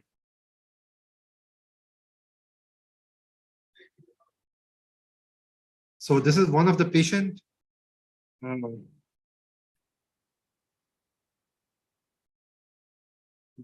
don't know. You can see the recording from this, which was left hand. You can see the left hand. We have good recording here, and then it disappears here. And same thing on the right side. We have good recording from hand muscles, forearm muscles, and then it disappears. So you can see the change. If something like that happens, you have to stop the surgery and make a new. This is another one. You can see this very good signals, multiple signals from the quadriceps, see in our hand muscles, and there's a drop in the leg muscle and the foot muscle, both sides. So this was a kyphoscoliosis patient we did. It was a 21-year-old patient. So we did in 2 stages, stage 1, stage 2. We did vertebral column resection. So the first day was about 12 hours. So we just did stabilization and we brought the patient 1 week later to continue. And we started at 7 o'clock, and about 4 p.m. we have sudden loss of. You can see this. I don't know if you see those small peaks waveform, but here they both disappear. Both legs, they suddenly drop. And here you can see the good signal, and suddenly it drops in between. And so surgeon put a clamp on the, thinking this is a nerve, but this patient has Ehlers-Danlos syndrome, EDS, which is a patient have subcutaneous, have a lot of problem with that. So the blood vessel looked like a vein with nerve, because it was totally very thin, have no blood in that. As soon as I put the clamp on, called ischemic changes, we removed the vein, the signal came back, and patient was okay. Scoliosis cases. So we have you can see recovery. There's a change here. There's a blue arrow. There was no signal. We increased the blood pressure. We gave some steroid. So if the change is because of ischemia, you have to increase the blood pressure, so you have more blood flow to the brain. Sometimes we also give some steroid to decrease the swelling around the spinal cord. And you can see the signal came back here. So both left quadriceps and left tibialis anterior in this patient. Patient has no postoperative deficit. So this was another patient. She was 19-year-old female, and patient, it was just 8 screws. So when we put the 8th last screw, we lost MAP on both legs, motors on both legs. We stopped the surgery. We took out the last screw, nothing happened. We took out all the screws, signal didn't come back. We increased the blood pressure, and we gave 24 grams of steroid. We start getting the signal back in one leg, but not the other leg. So we did the wake up test. We wake up the patient and asked the patient to move. Patient was not moving the one leg, but moving the other. So we took the patient, intubated to the MRI, did the MRI. So this was the MRI. So this patient has a very, I don't know, you see this, a very small stroke at T9 here, in the ischemic infarct. And this is the CSF full cavity. So the screw was taken out. So the screw was not touched, it was not in the spinal cord, but it causes rupture of one of the vessel near the spinal cord. And that caused that loss. But we were doing continuous MEP every 1 or 2 minutes, and we lost MEP between 1 minute and 50 seconds. If you lose that, if you have more than 5 minutes ischemia, that's a permanent change. So you want to have very quickly. So this patient woke up, patient was not moving the leg, but after 24 hours, she started moving the leg. And 3 days later, 5 days later, she was walking because it was very blood. If you have even done monitoring, but we have spent like 10 minutes to 20 minutes late, that would have been permanent damage to this patient. This is the ACDF patient I was talking about, overweight patient we lost. So we have good sensory evok potential. And we got sensory evoked potential here, and we prepped the scale and everything was gone. We moved the arm of the tech with the tape, put the tag on, and the signal came back. So we published this paper in 2000. There's another ACDF. So you can see, I don't know if you can see here, there's a SSCP signal. So there are like hundreds of signals because we are continuously recording, we don't stop. But here you can see that you can see the change here. But we fixed the change, informed the surgeon, and then it came back. You can see the same coming back.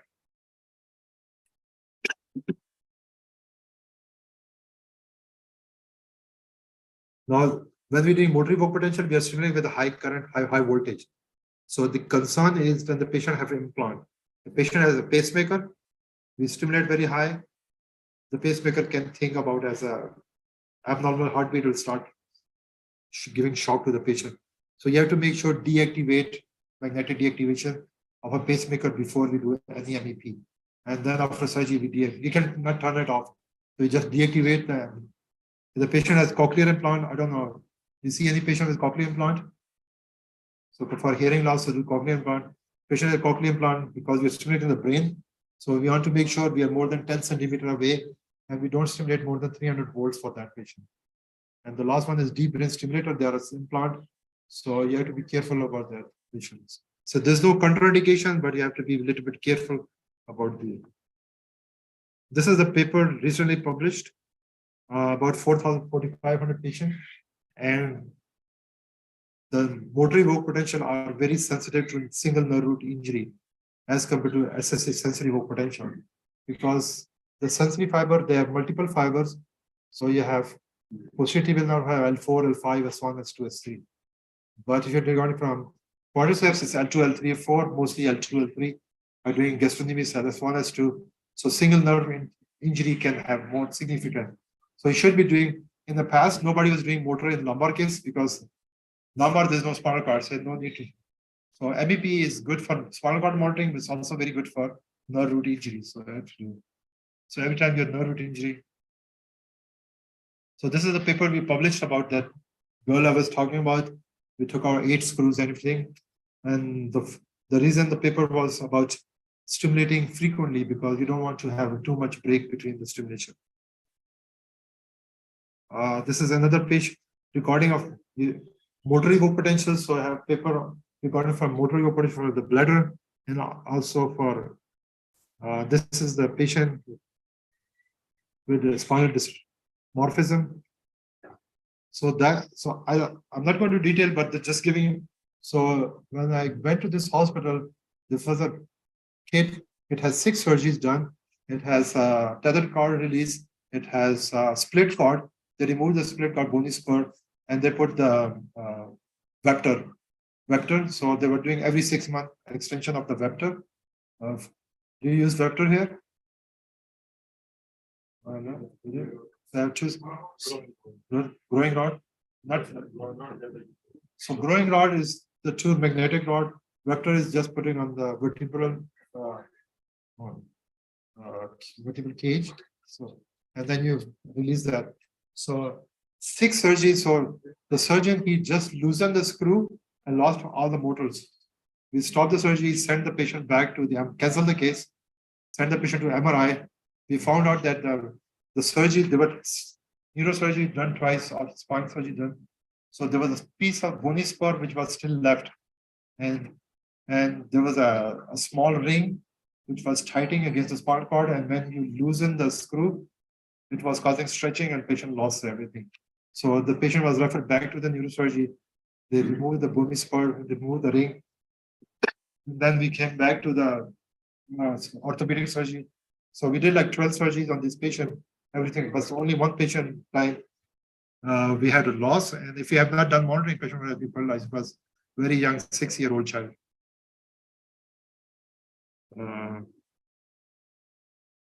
So I just published this paper like a month ago about motor evoked potential alerts in 1,100 patients. So we did review the about 1,159 patients, and we were looking for changes. What are the changes and what is the significant changes? So we found out the quadriceps was highest alert So you get more changes in quadriceps, then followed by tibialis anterior and then foot. So why we want to do neuromonitoring in summary? We want to have improved patient care. We want to reduce the patient post-operative deficits. We want to improve surgical morbidity, mortality. We want to decrease the hospital stay. Patient can have no deficit. Patient can go home early. If the patient has insurance or medical costs, they reduce and reduce the burden on the patient, because patient is paralyzed or have deficit, it will be more burden on care. So in conclusion, so we have multiple tests and we can do alone or together, but when we are done in combination, sensory, motor, and EMG and trainer 4, they give the best patient protection. So that's the end. Any questions? Please, back to you. Sir, Yeah.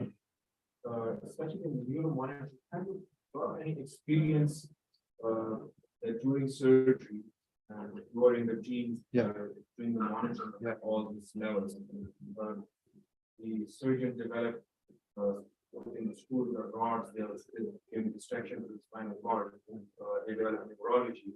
Yeah.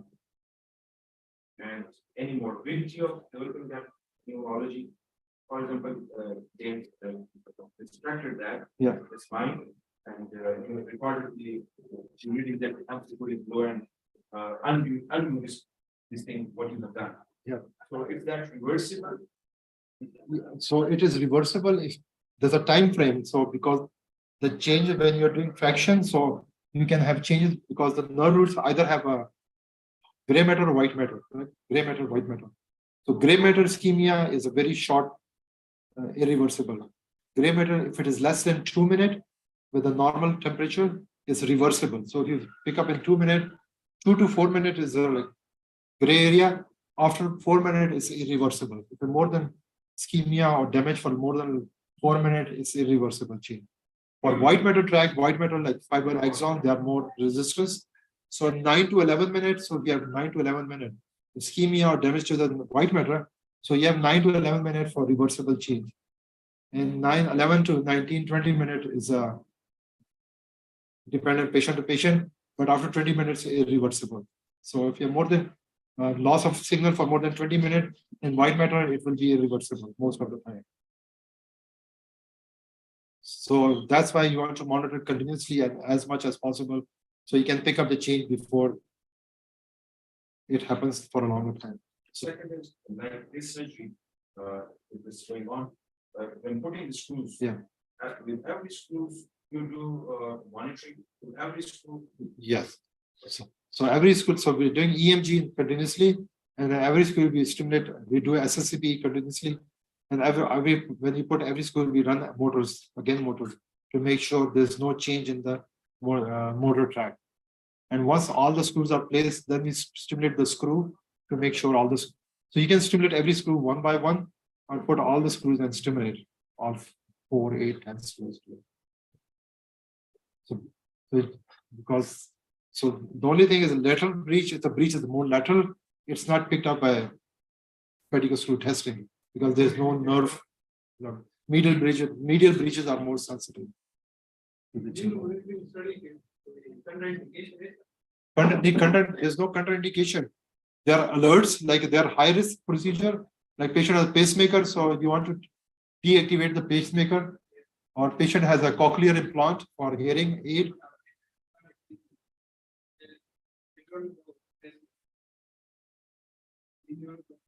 So if the patient has arrhythmia, if they clear for surgery, that means they are cardiacally fit, correct? And if there's a change, they have a hypotensive attack or something, the best place to have attack is OR, correct? So not on the road. So that's the best. The patient is clear for cardiac. That means so that monitoring is not going to motor ego potential or sensory potential is not going to cause any arrhythmias, or the only thing they can cause is seizures, and that's only if the patient has history of seizures. The patient who have a history of epilepsy or seizures, they have a low threshold. So when you stimulate the brain, it may result. But if you have a history, we make sure we give Keppra, Dilantin or something. You give a loading dose. If you give a loading dose, it's not going to be any. Because many times we do surgery because patient has seizures. You go to MRI and they have a big tumor and the patient, then we have to stimulate the brain directly. So it's not a contraindication, but and then under 2 years of age, if the patient is under 2 years of age, it's not a contraindication, but you have to be careful. The needles should be smaller. The current, the anterior fontanelle, posterior, they are not well developed. So the screw, we use the screw. So we are not using the screw, we use small needle and make sure they are not going through the. So some concerns and some, yeah. Why the cochlear implant is contradictory?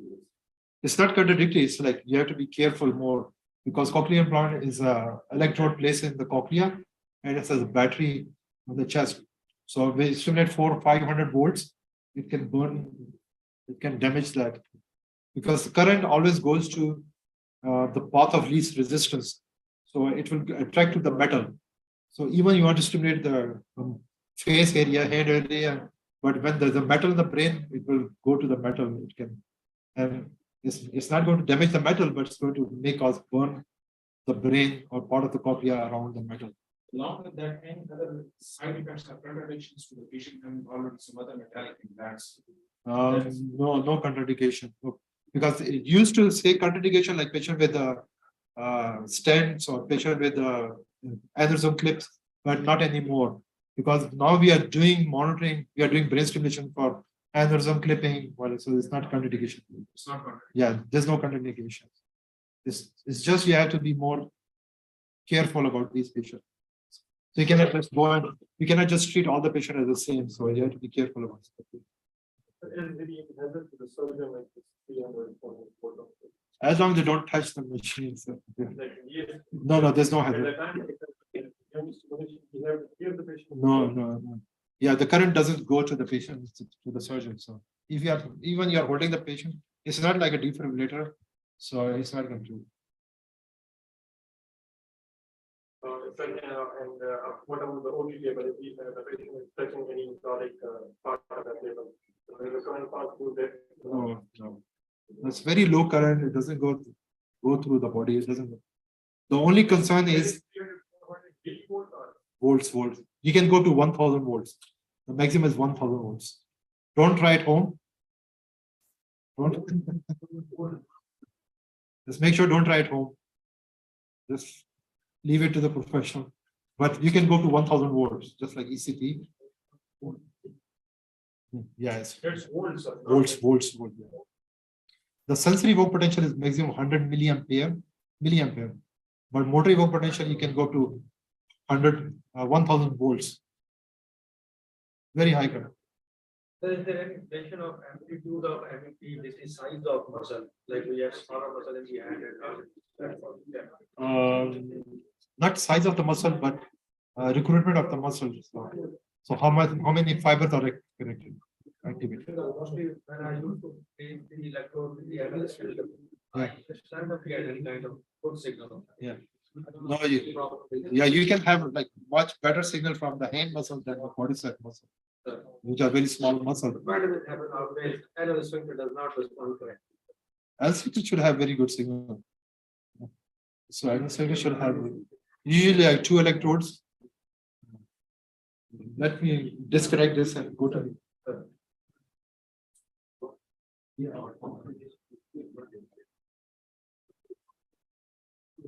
Size of muscle is not important, but the placement of needle, if the needle is right in the muscle, and how much current is delivered to that area of the brain. Because when you're stimulating the homunculus, face area has a leg area has a very small, foot is very small in homunculus. Head is the biggest one, then face and tongue. So those are the big. So I'm talking about analyst filter. Anal sphincter, it's difficult to get, but it should get good. So we have very good anal sphincter and urethral sphincter signals in all patients. Starting the electrode system good technique. Yeah. Most of the time when I used to play the electrode in the analyst filter with the kind of. Yeah, maybe techniques. Yeah.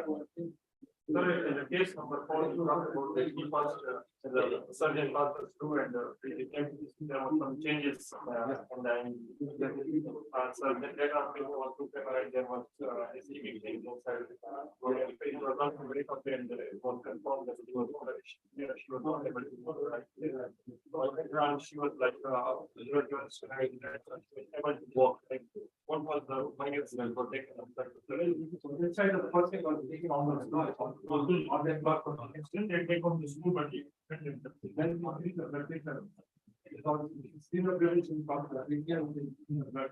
that's very bothersome. Because skinny changes because there are so many collateral and different vessels. So we try to do confuse that part of the part which is affected. And the third thing we did is we gave speed right. Okay. So that we can see the strategy which can all by that. We get the knee pressure about that. This single thing, and it was not a blood problem. Then it was true back to the third one. I think that.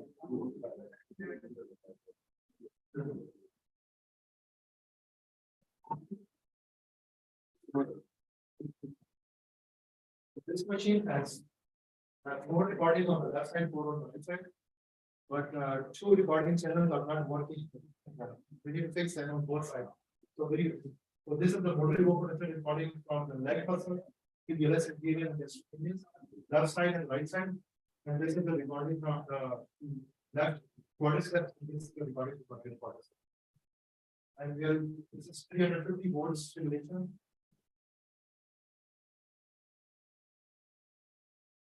So we plug in quadriceps, the LS interior, gastrocnemius, foot and hand. But 2 channels are not working, so I cannot do it. So we are just recording to both sides, just 2 muscle bodies. And this is so this machine can do everything, but it has a surgeon directed. It's called surgeon directed mode, which is it's a surgeon. You don't have any technician or monitoring outside. You want to monitor yourself. So this is a kind of automatic system, and it's limited only to motor potential and EMG. Then you cannot do anything else. So. But the same machine, it has 2 software. So if you are a neurophysiologist, you can run a neurophysiologic mode and you can have multiple channels. But the hardware everything is there.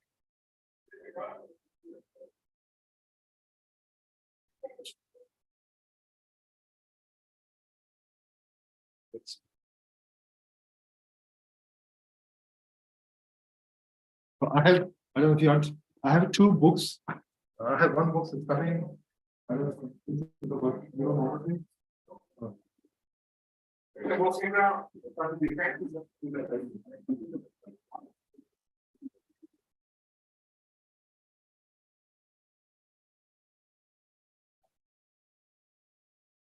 वहां से electrode ला सकते हैं different किस्म का sample ला के thank you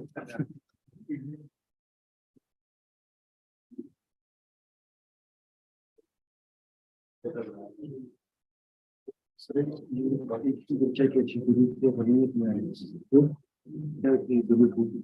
के लिए और सर्जरी क्या है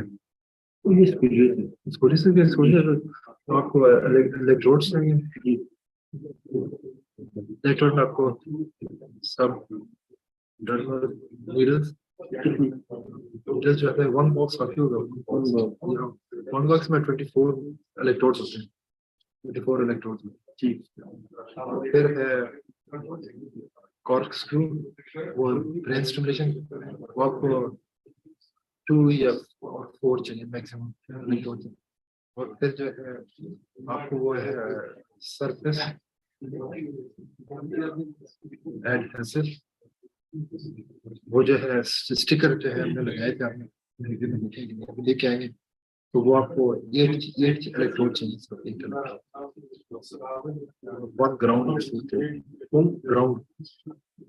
ग्राउंड इलेक्ट्रोड और एक है पेडिकल्स स्टिमुलेशन प्रोब ये चाहिए, अगर नहीं है तो मेरे पास शायद वो चीज है, ये चाहिए। ट्यूसडे ठीक है, ट्यूसडे ट्यूसडे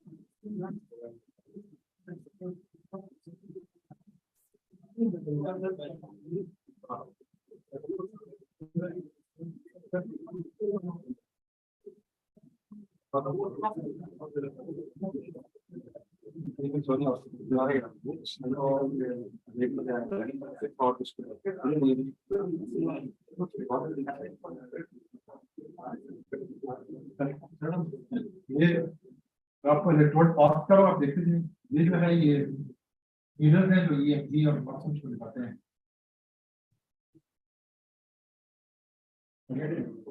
और डिफरेंट कलर पे कलर डिफरेंट जो है ना वो आप यूज करते हैं, मसला आपको याद है रेड कलर का आपको याद होगा, आपने इधर लगाया तो आपको मशीन में दूसरे बॉटन की क्रैक करना है, अगर बॉडी साइड में लगा दिया है ग्रीन कलर का सेकेंडरी में लगा दिया है, रेड और किसी और कलर का कुछ में लगा दिया है, एक ही कलर के होंगे सारे तो आप कंफ्यूज हो जाएंगे ना कि कौन सी कार होंगे आ रही है। वो मशीन में जब करेक्ट करेंगे तो फिर मशीन कलर नहीं दे सकती है। ये कॉर्क स्क्रू है जिसमें कॉर्क में लगाते हैं स्क्रू, इसको स्क्रू करते हैं, ये रिकॉर्डिंग के लिए भी कर सकते हैं, इंस्टॉलेशन के लिए यूज करते हैं। और जब हमने दो यूज किए तो साथ में लगाए कॉर्क स्क्रू वाले जो है आप उससे चेक कर लगाते हैं, वो सिस्टम को इंटीग्रेट करते हैं स्क्रीन के अंदर।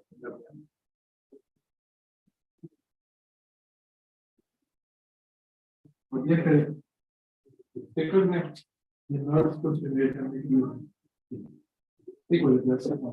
ताकि ये कांटे जो सेंसरी है ये रहेगा तो इसको आप लगा दोगे ये पानी देगा ये क्रिटिकल स्टेज में proper remind to time the anti clock होना है और कंप्लीट फॉर्मल भी यूज करते हैं। हाँ मशीन में इसकी जगह आती है, आप लगा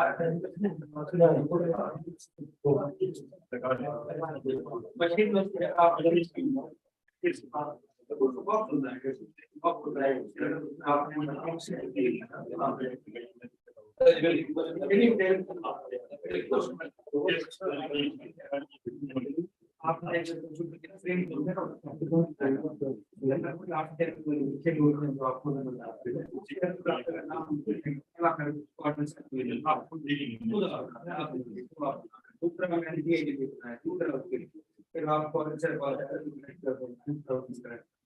पता होगा कि जो आपने वही करेक्ट हुआ।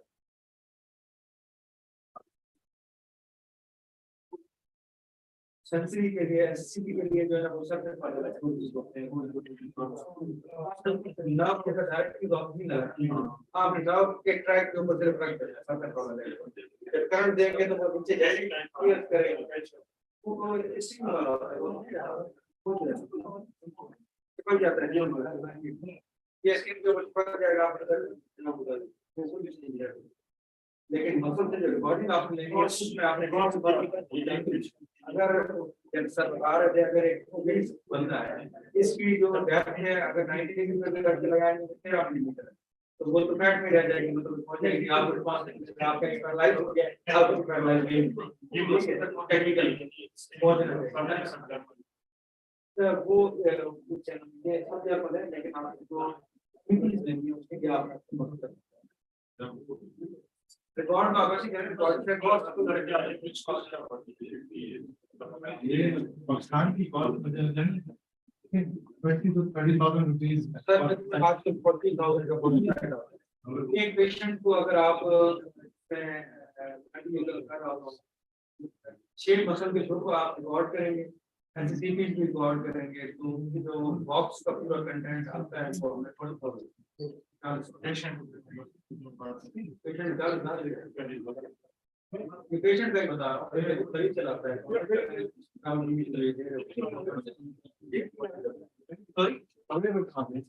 हमारे हॉस्पिटल में आया वहाँ हाँ वहाँ है पकड़ आप मैं आपको कंटेंट आपको प्रोवाइड कर तो ये इस तरह भी हो सेंटर में आपको लेकिन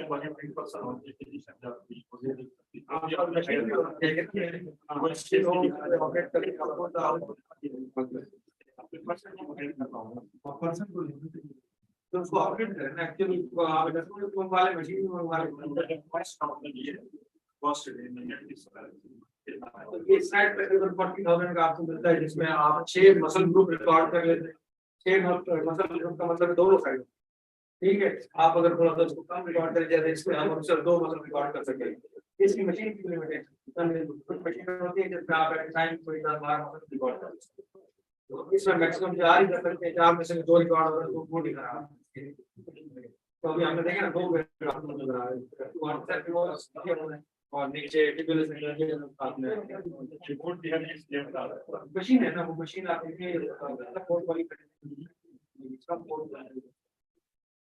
क्या नाम है वो हर मशीन का ये मशीन इसी तरह और कंपनी है, कंपनी 16 चैनल होते हैं, 15 या 30 चैनल होते हैं, उसके मुताबिक आप ना हो सकते हैं डिपेंडिंग अपॉन मुझे भी अगर एक बंदा नहीं खरीद रहा है तो मेरा 32 हो रही है, इस वजह से कि आप आगे जाएंगे उसमें क्या है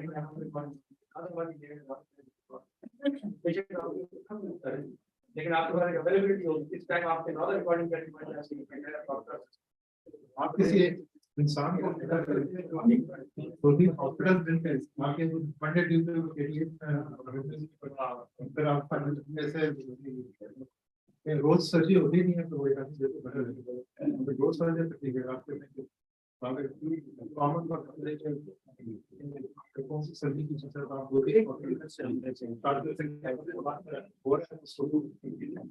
सेकंड फर्स्ट 7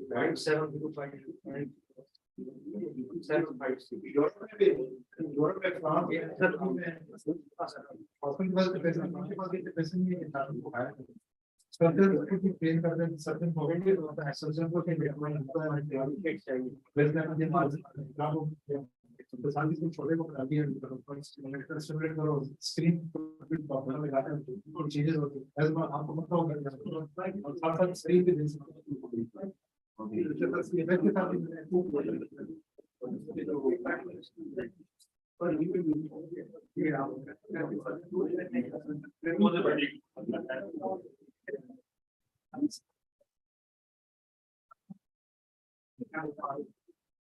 अभी करें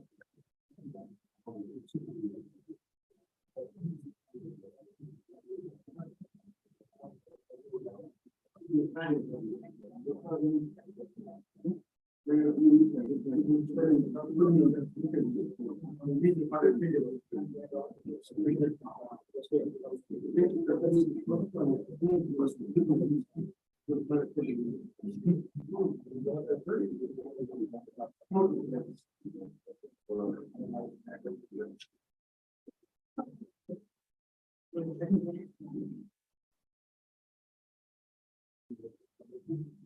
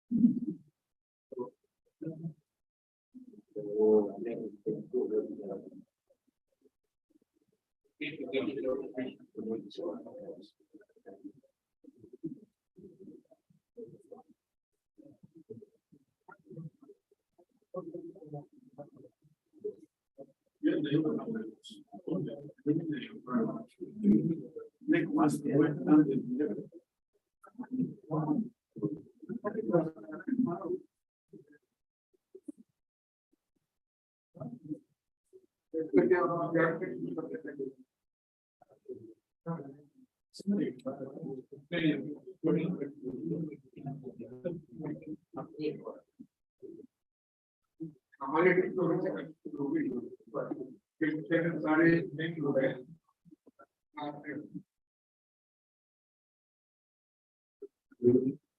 Yes.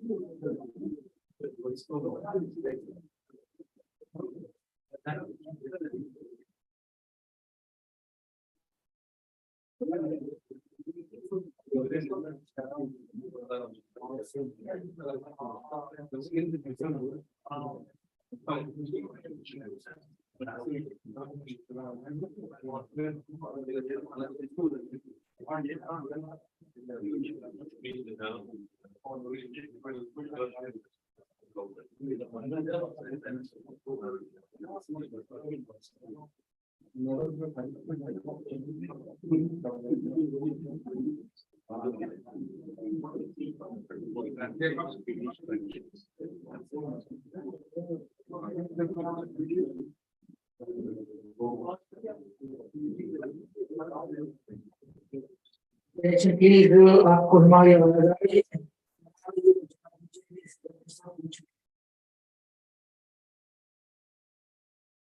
ओके, तो करो।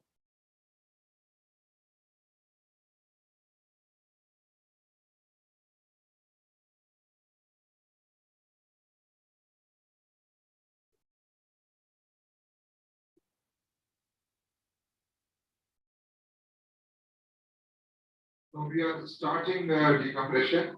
The screws have already been placed. They have been stimulated. They are all correct.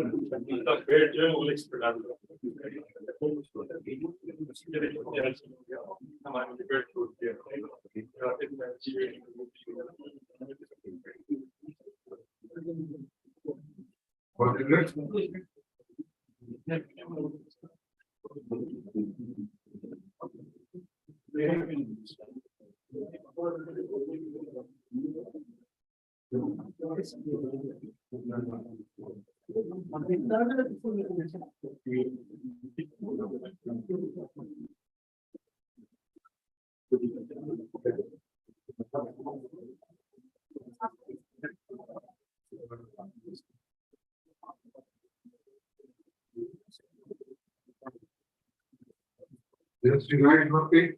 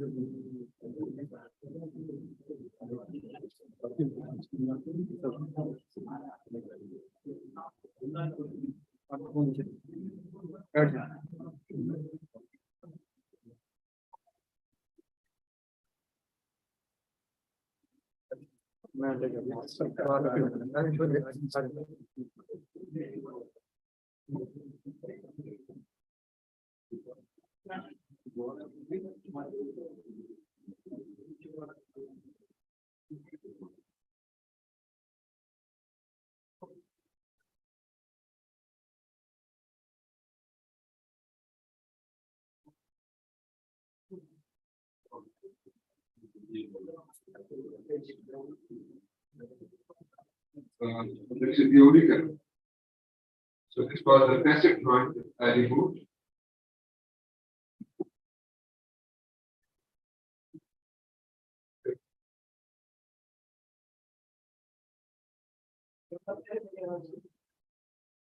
ठीक है sir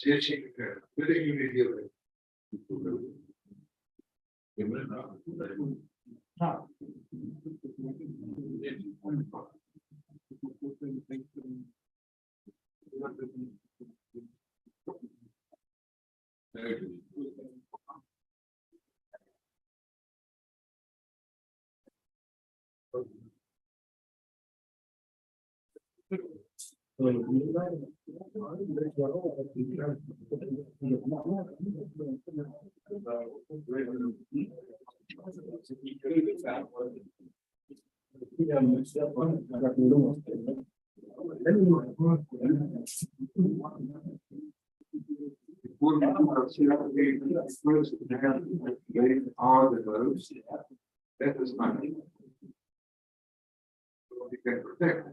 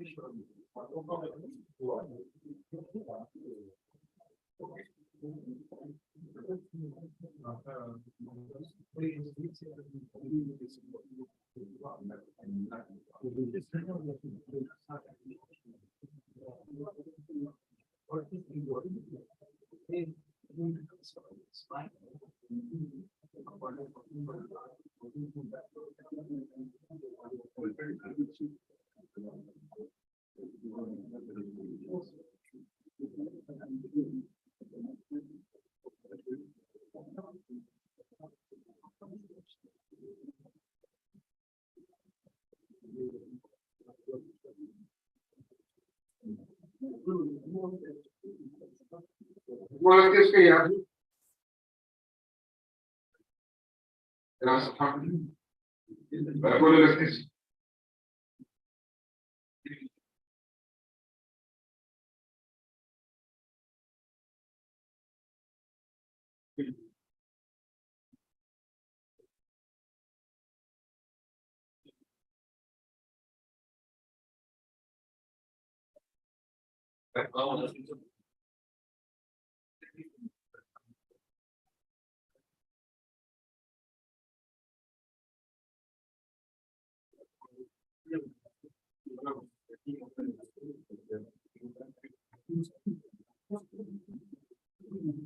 So we are doing bipolar, the cartridge very close to.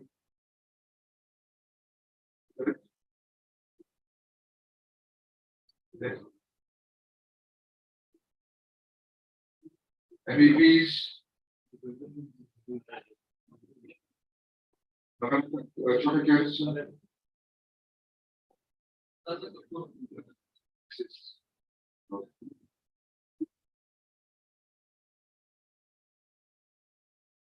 Okay.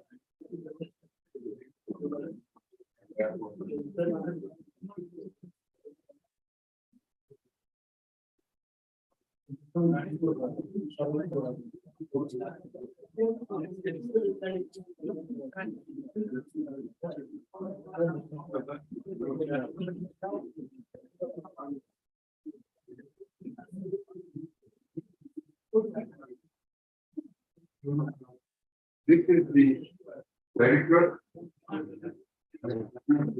Very good.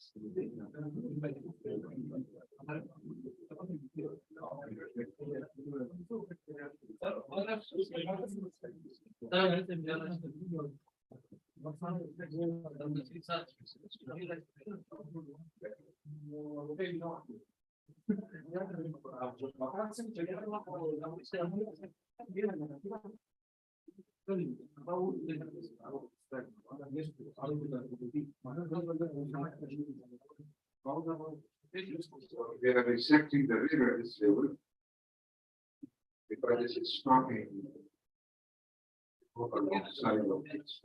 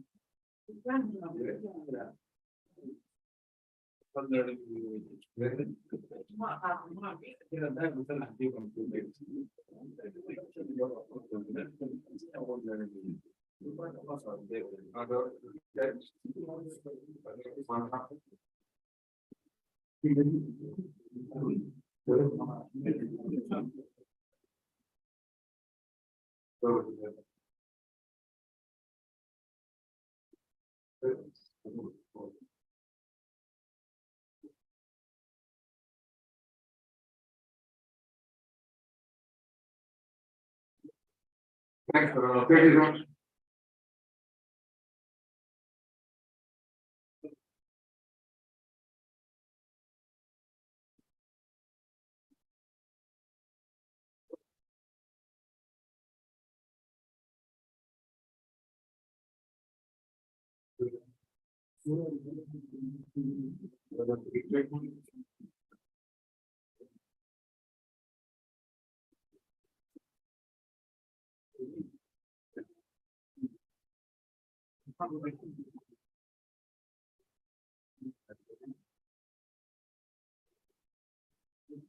All of it, good.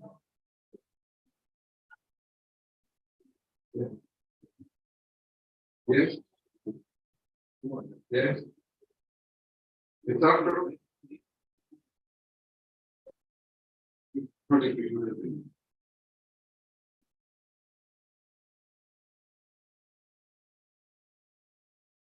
Yeah. Yeah. Okay. Yeah.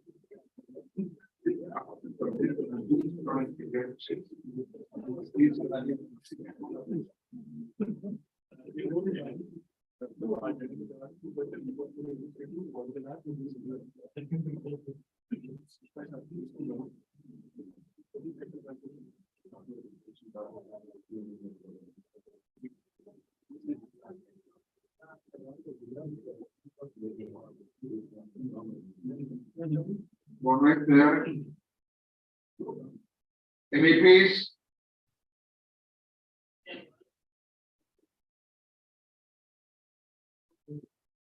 Curates.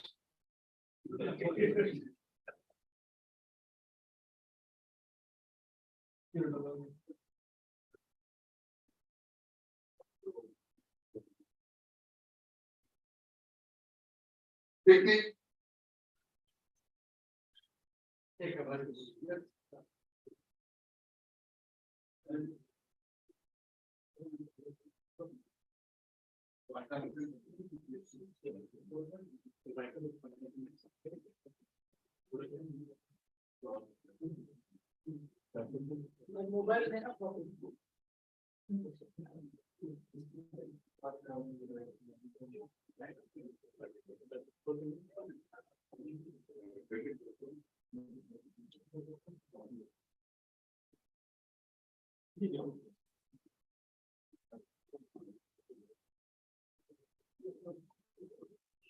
Last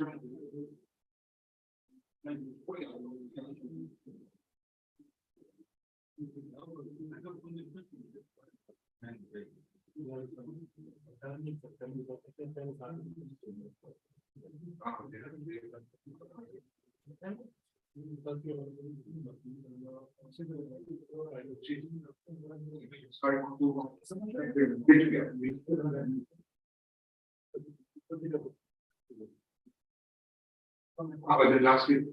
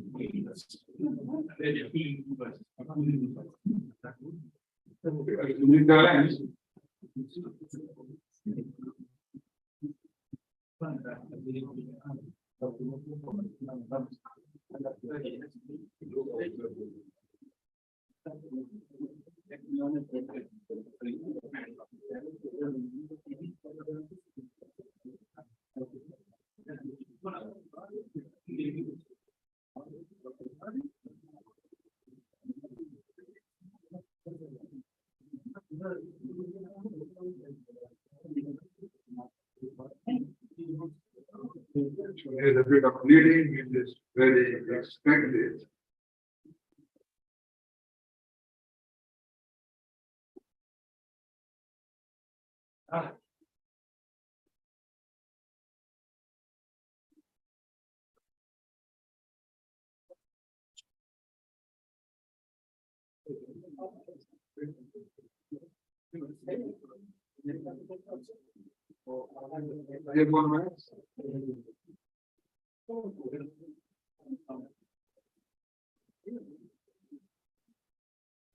Which is already back one of the mistake.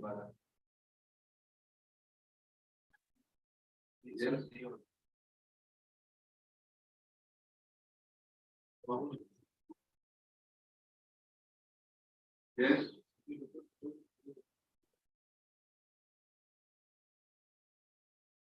Yes.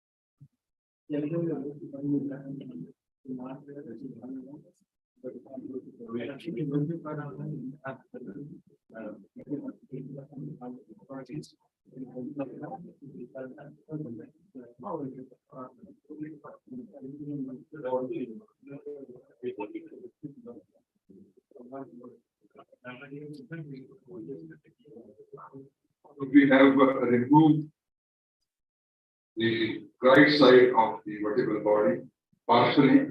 If there's some bleeding, so we are waiting for that.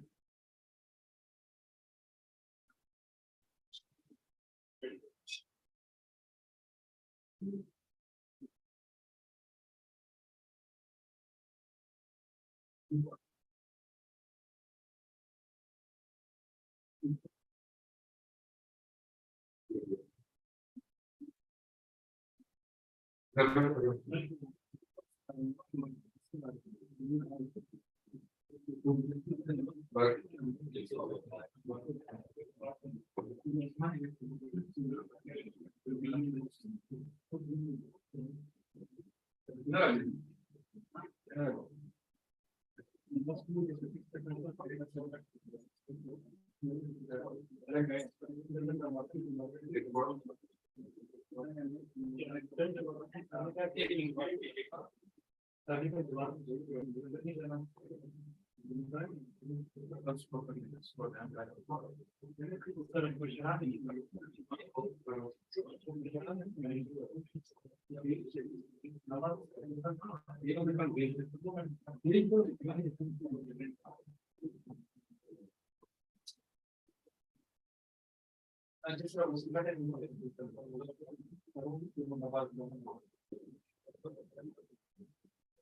the coach.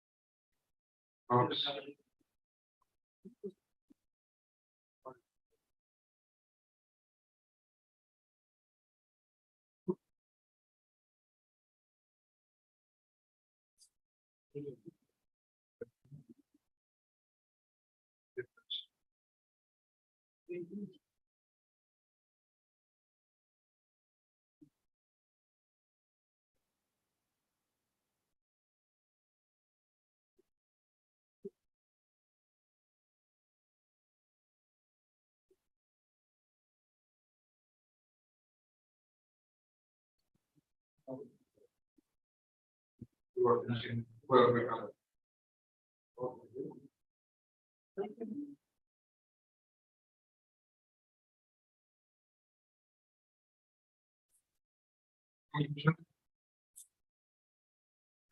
जाते हैं उसका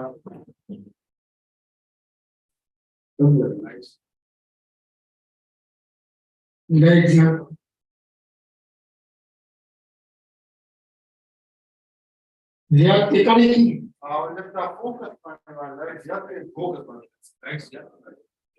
focus वाली light ज्यादा लगता हूँ कैसे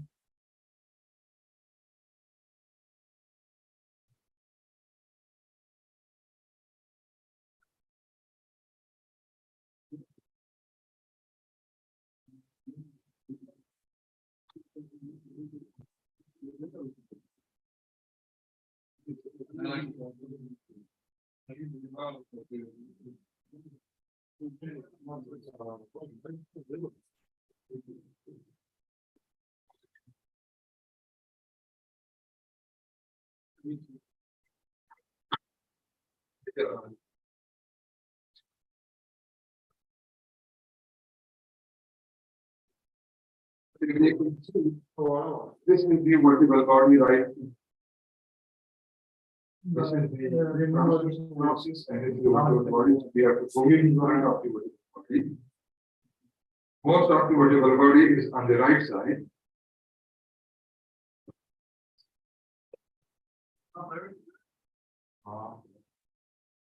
No.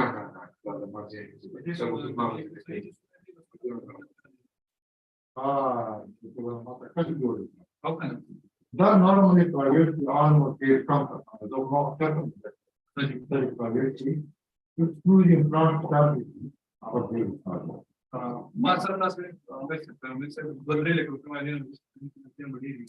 certainty it's in front of the doctor in front of it is minimum fees are 10,000 around 1,000 start to line of political very normally get certain people or checking much bigger than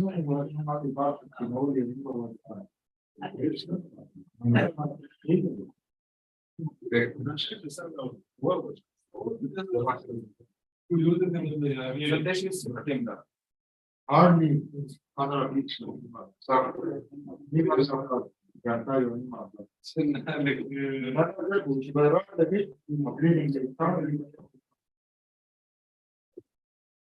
you are not controlling money directly or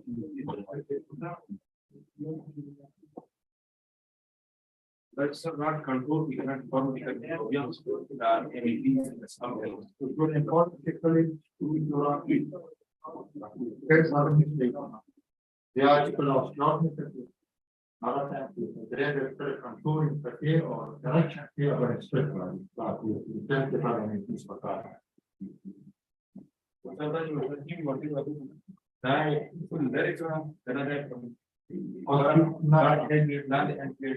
transitional vertical subtraction. You can disengage. Cavity for the percent used to disengage the connection of the chunk one of the or like a compression, distraction, deformity rod the rod see the rod 2 maneuvers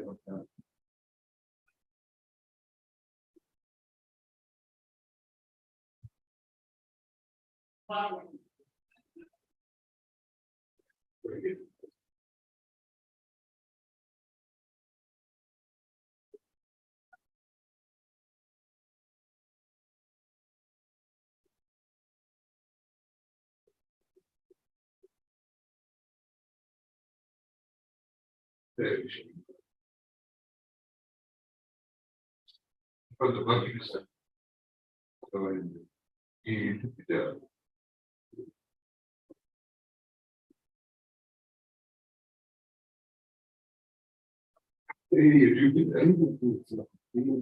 Maybe long. रात का नतीजा को पकड़ी को मत पकड़ के blood stuff. There was a time we used to do it at night. But born to show some bad very in which time you need to show up. This is the job of patients. Bit of impatience and you have done the job.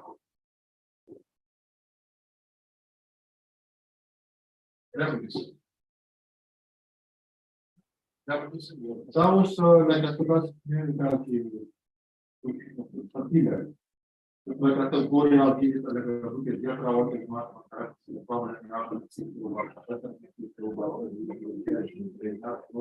pull out the start pull away. Bit by bit, I'm going to exterior part and then going to the expense.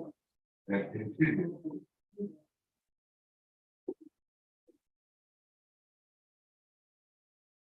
There's a line of the board.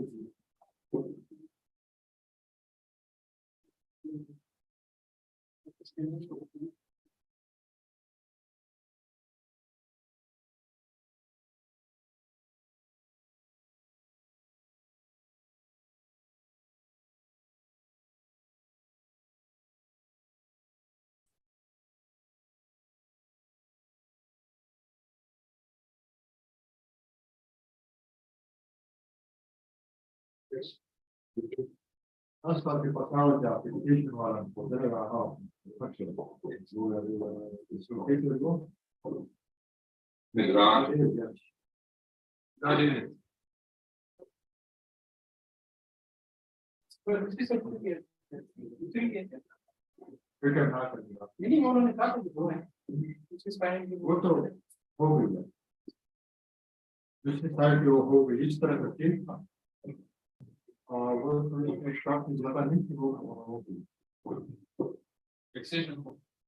Now, looking was working work for order extensive, you know. But the mother is long move for other is the one to know the presentation for the Viewers. how recover now. What are they?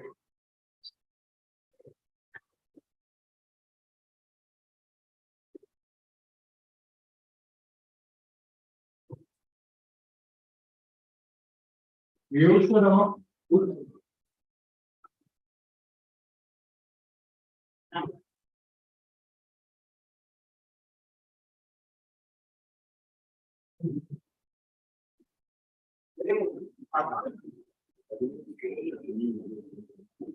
Ahora es que está con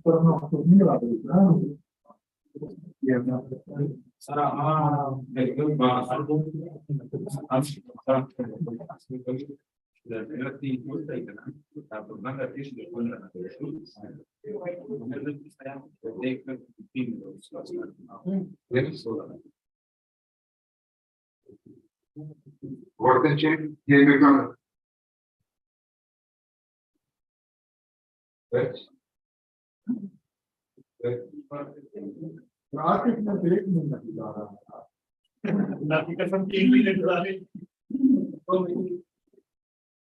इसको sir दोबारा लेके demand वैसे ही आप इसकी demand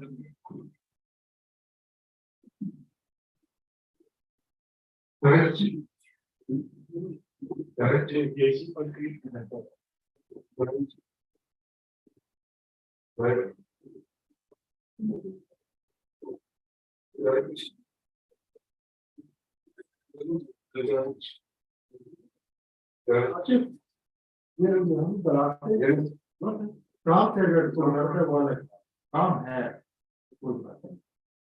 और डराना किसको कहते हैं आप नहीं डरा मैं बच्चों को पता कर रहा हूँ समझ चाहिए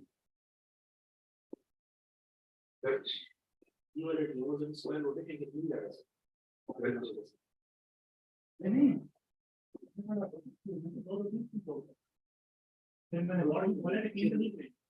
Yes, good. Here the.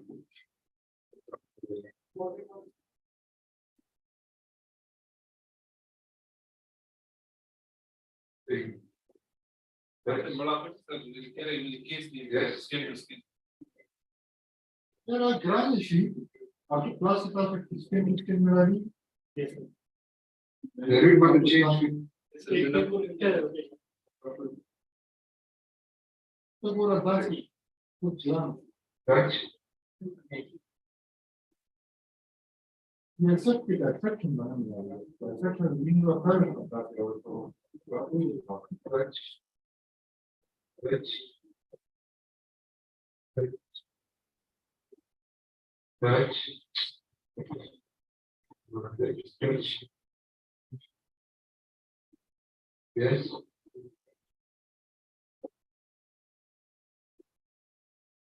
Yes. Yes.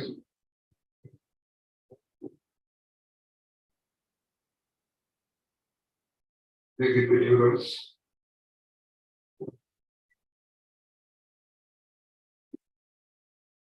Glaucoma.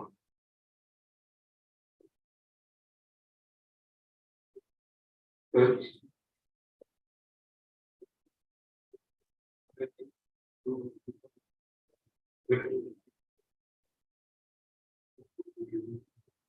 Yes.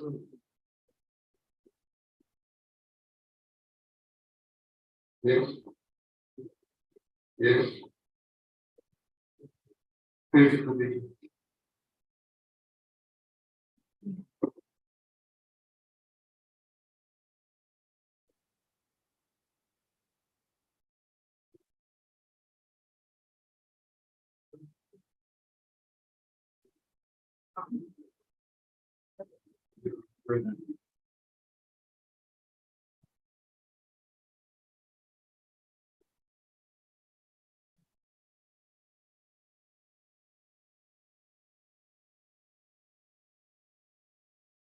These studies are also really one.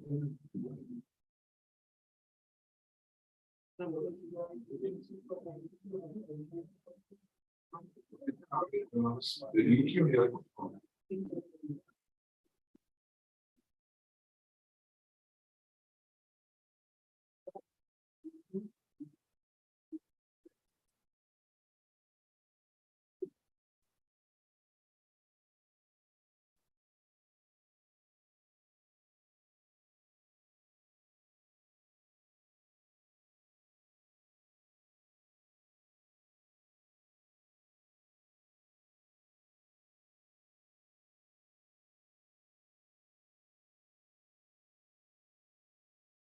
Talks about breed.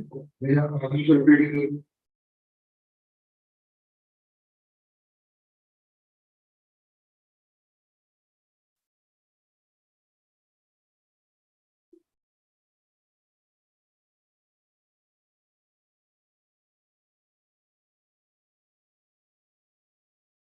The video was over.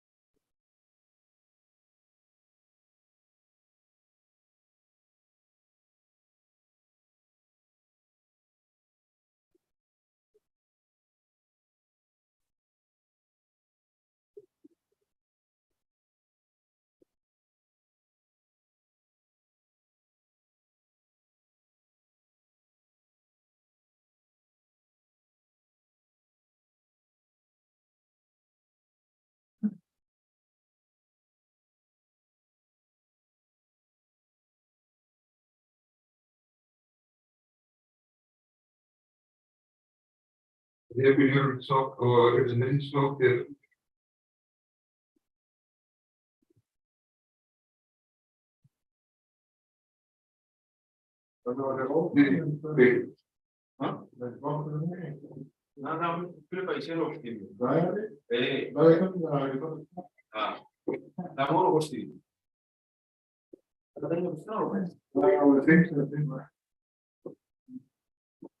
किस्मती का रिजल्ट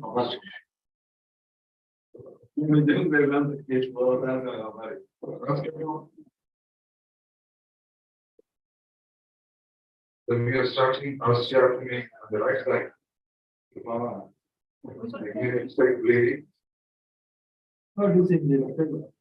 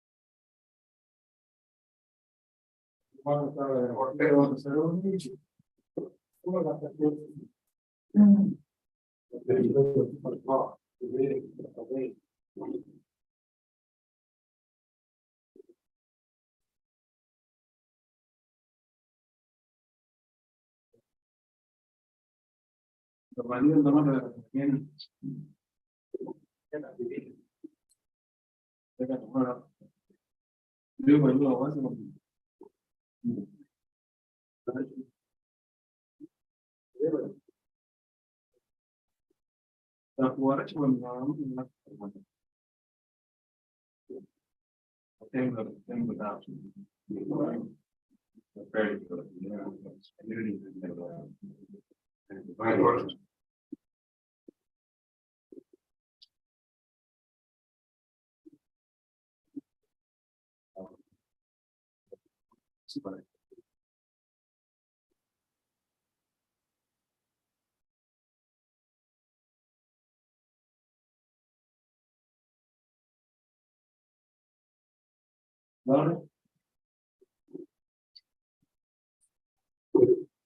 Okay.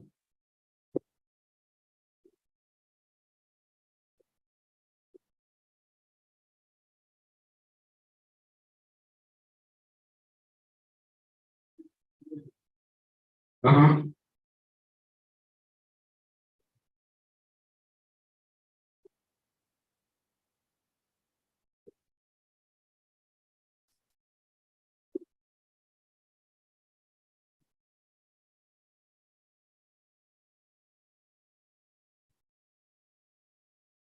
Cameraman बस कैमरामैन बता दीजिए पूरी तरह कैमरामैन शीट से भेजते हैं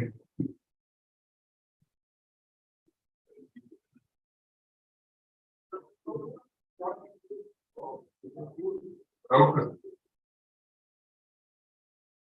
ऊपर का नाम तक बॉडी का ना because अगर the collection complete they can go कैसे को बना नहीं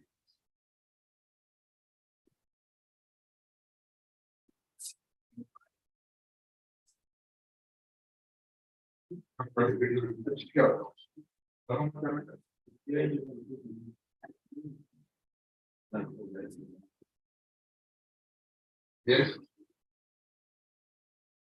Yes.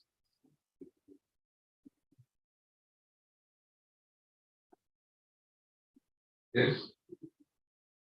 Yes. Yes. Yes.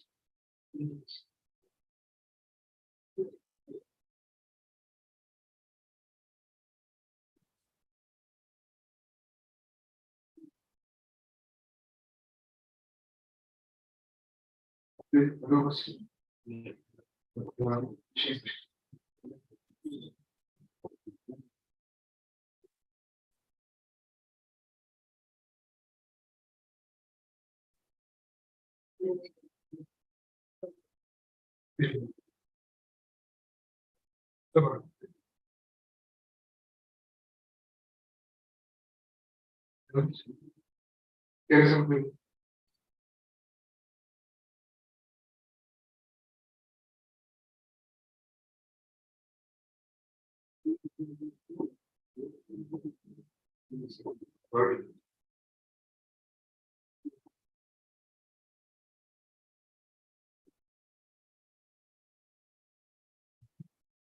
Okay.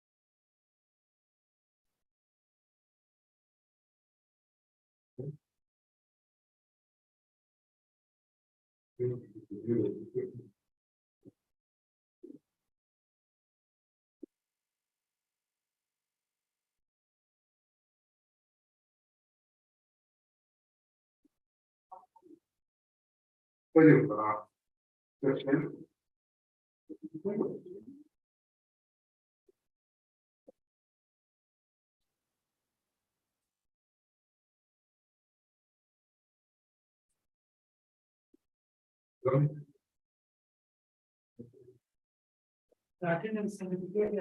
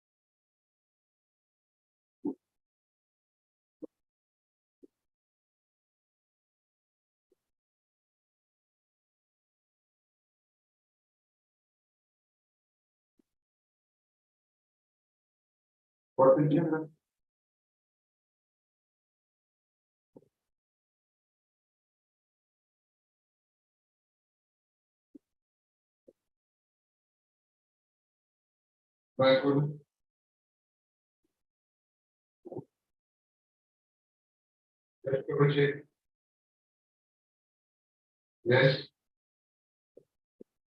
Yes. Yes. Yes. Yes. Yes. Yes. Yes.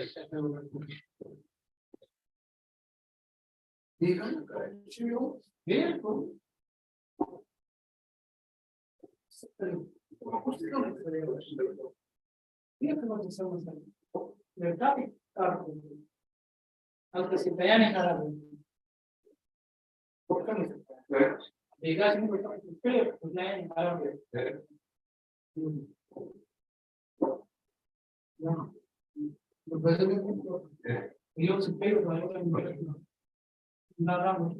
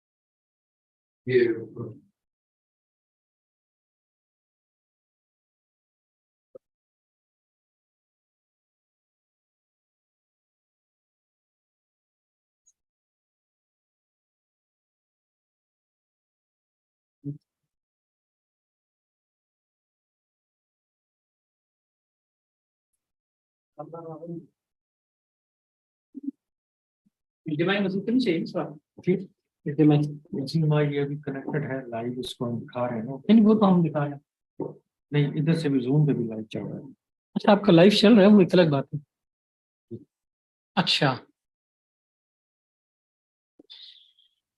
इसको एलटीएमआई को बेशक उतार लें इस एलटीएमआई को बेशक उतार इससे उसको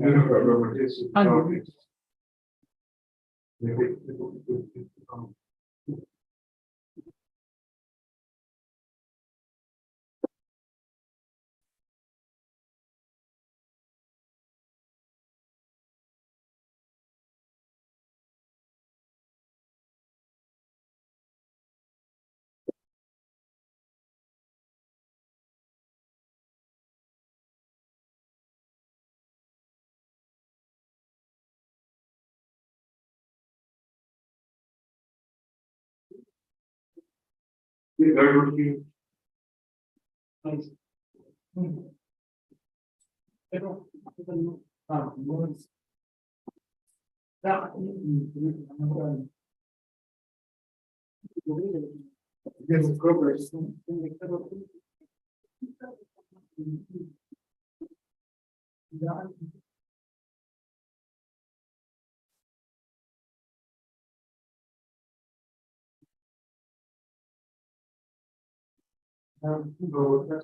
हमारे पास इसके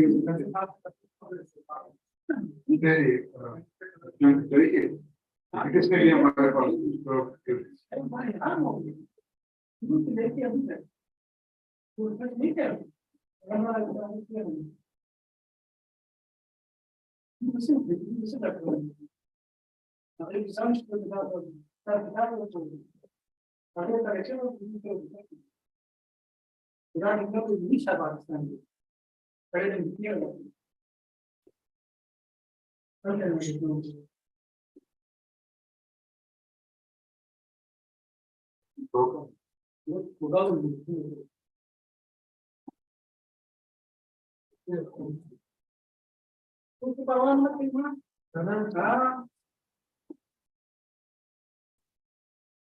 That's your concurrent.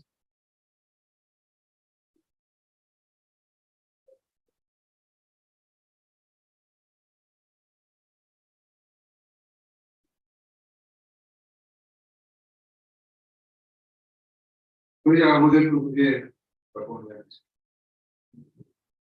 किससे आपको पक्का है यार मुझे ये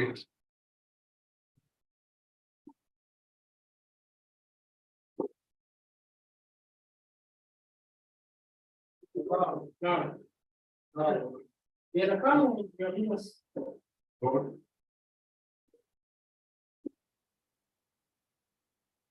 मेरे इसी वजह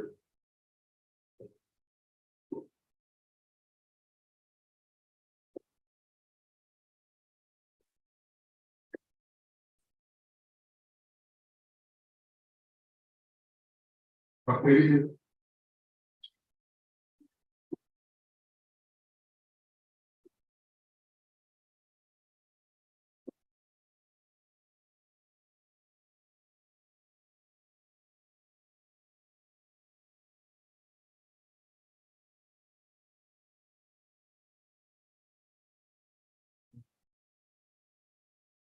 वजह एमईपी जो अप्लाई एमईपी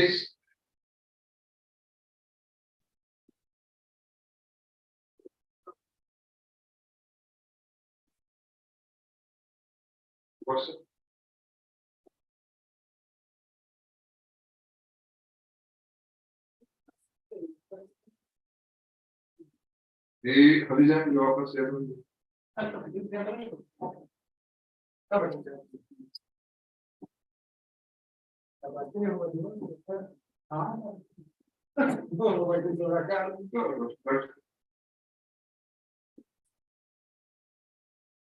खलीजा पेड़ी दे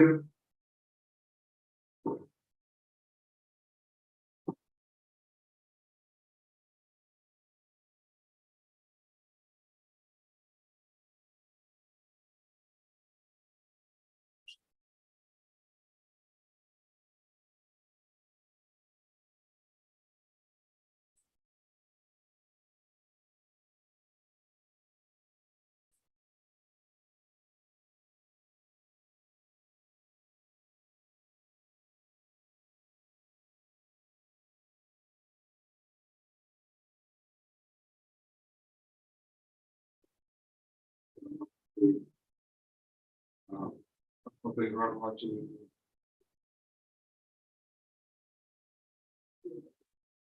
छोटा नाटक कोटी नाटक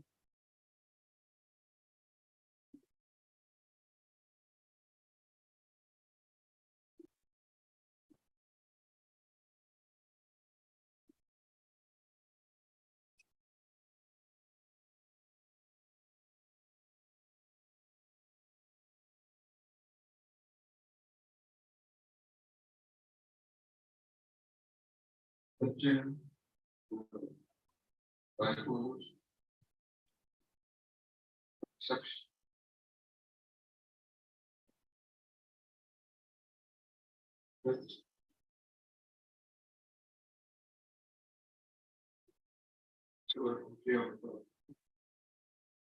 those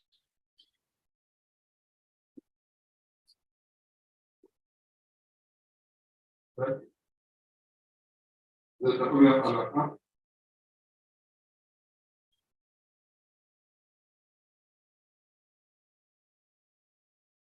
yes What did you know?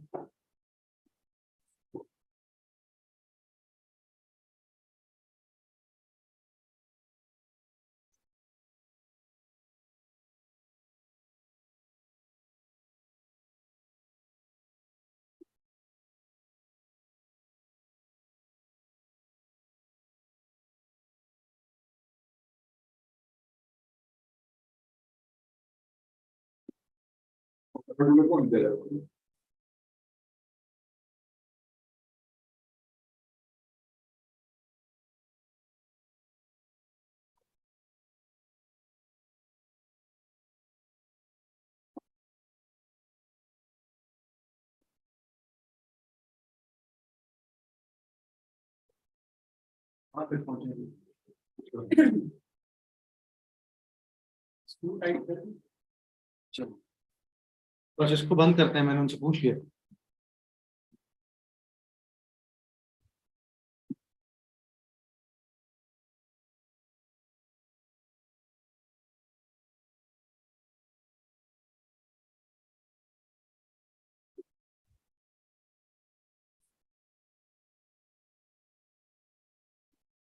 आप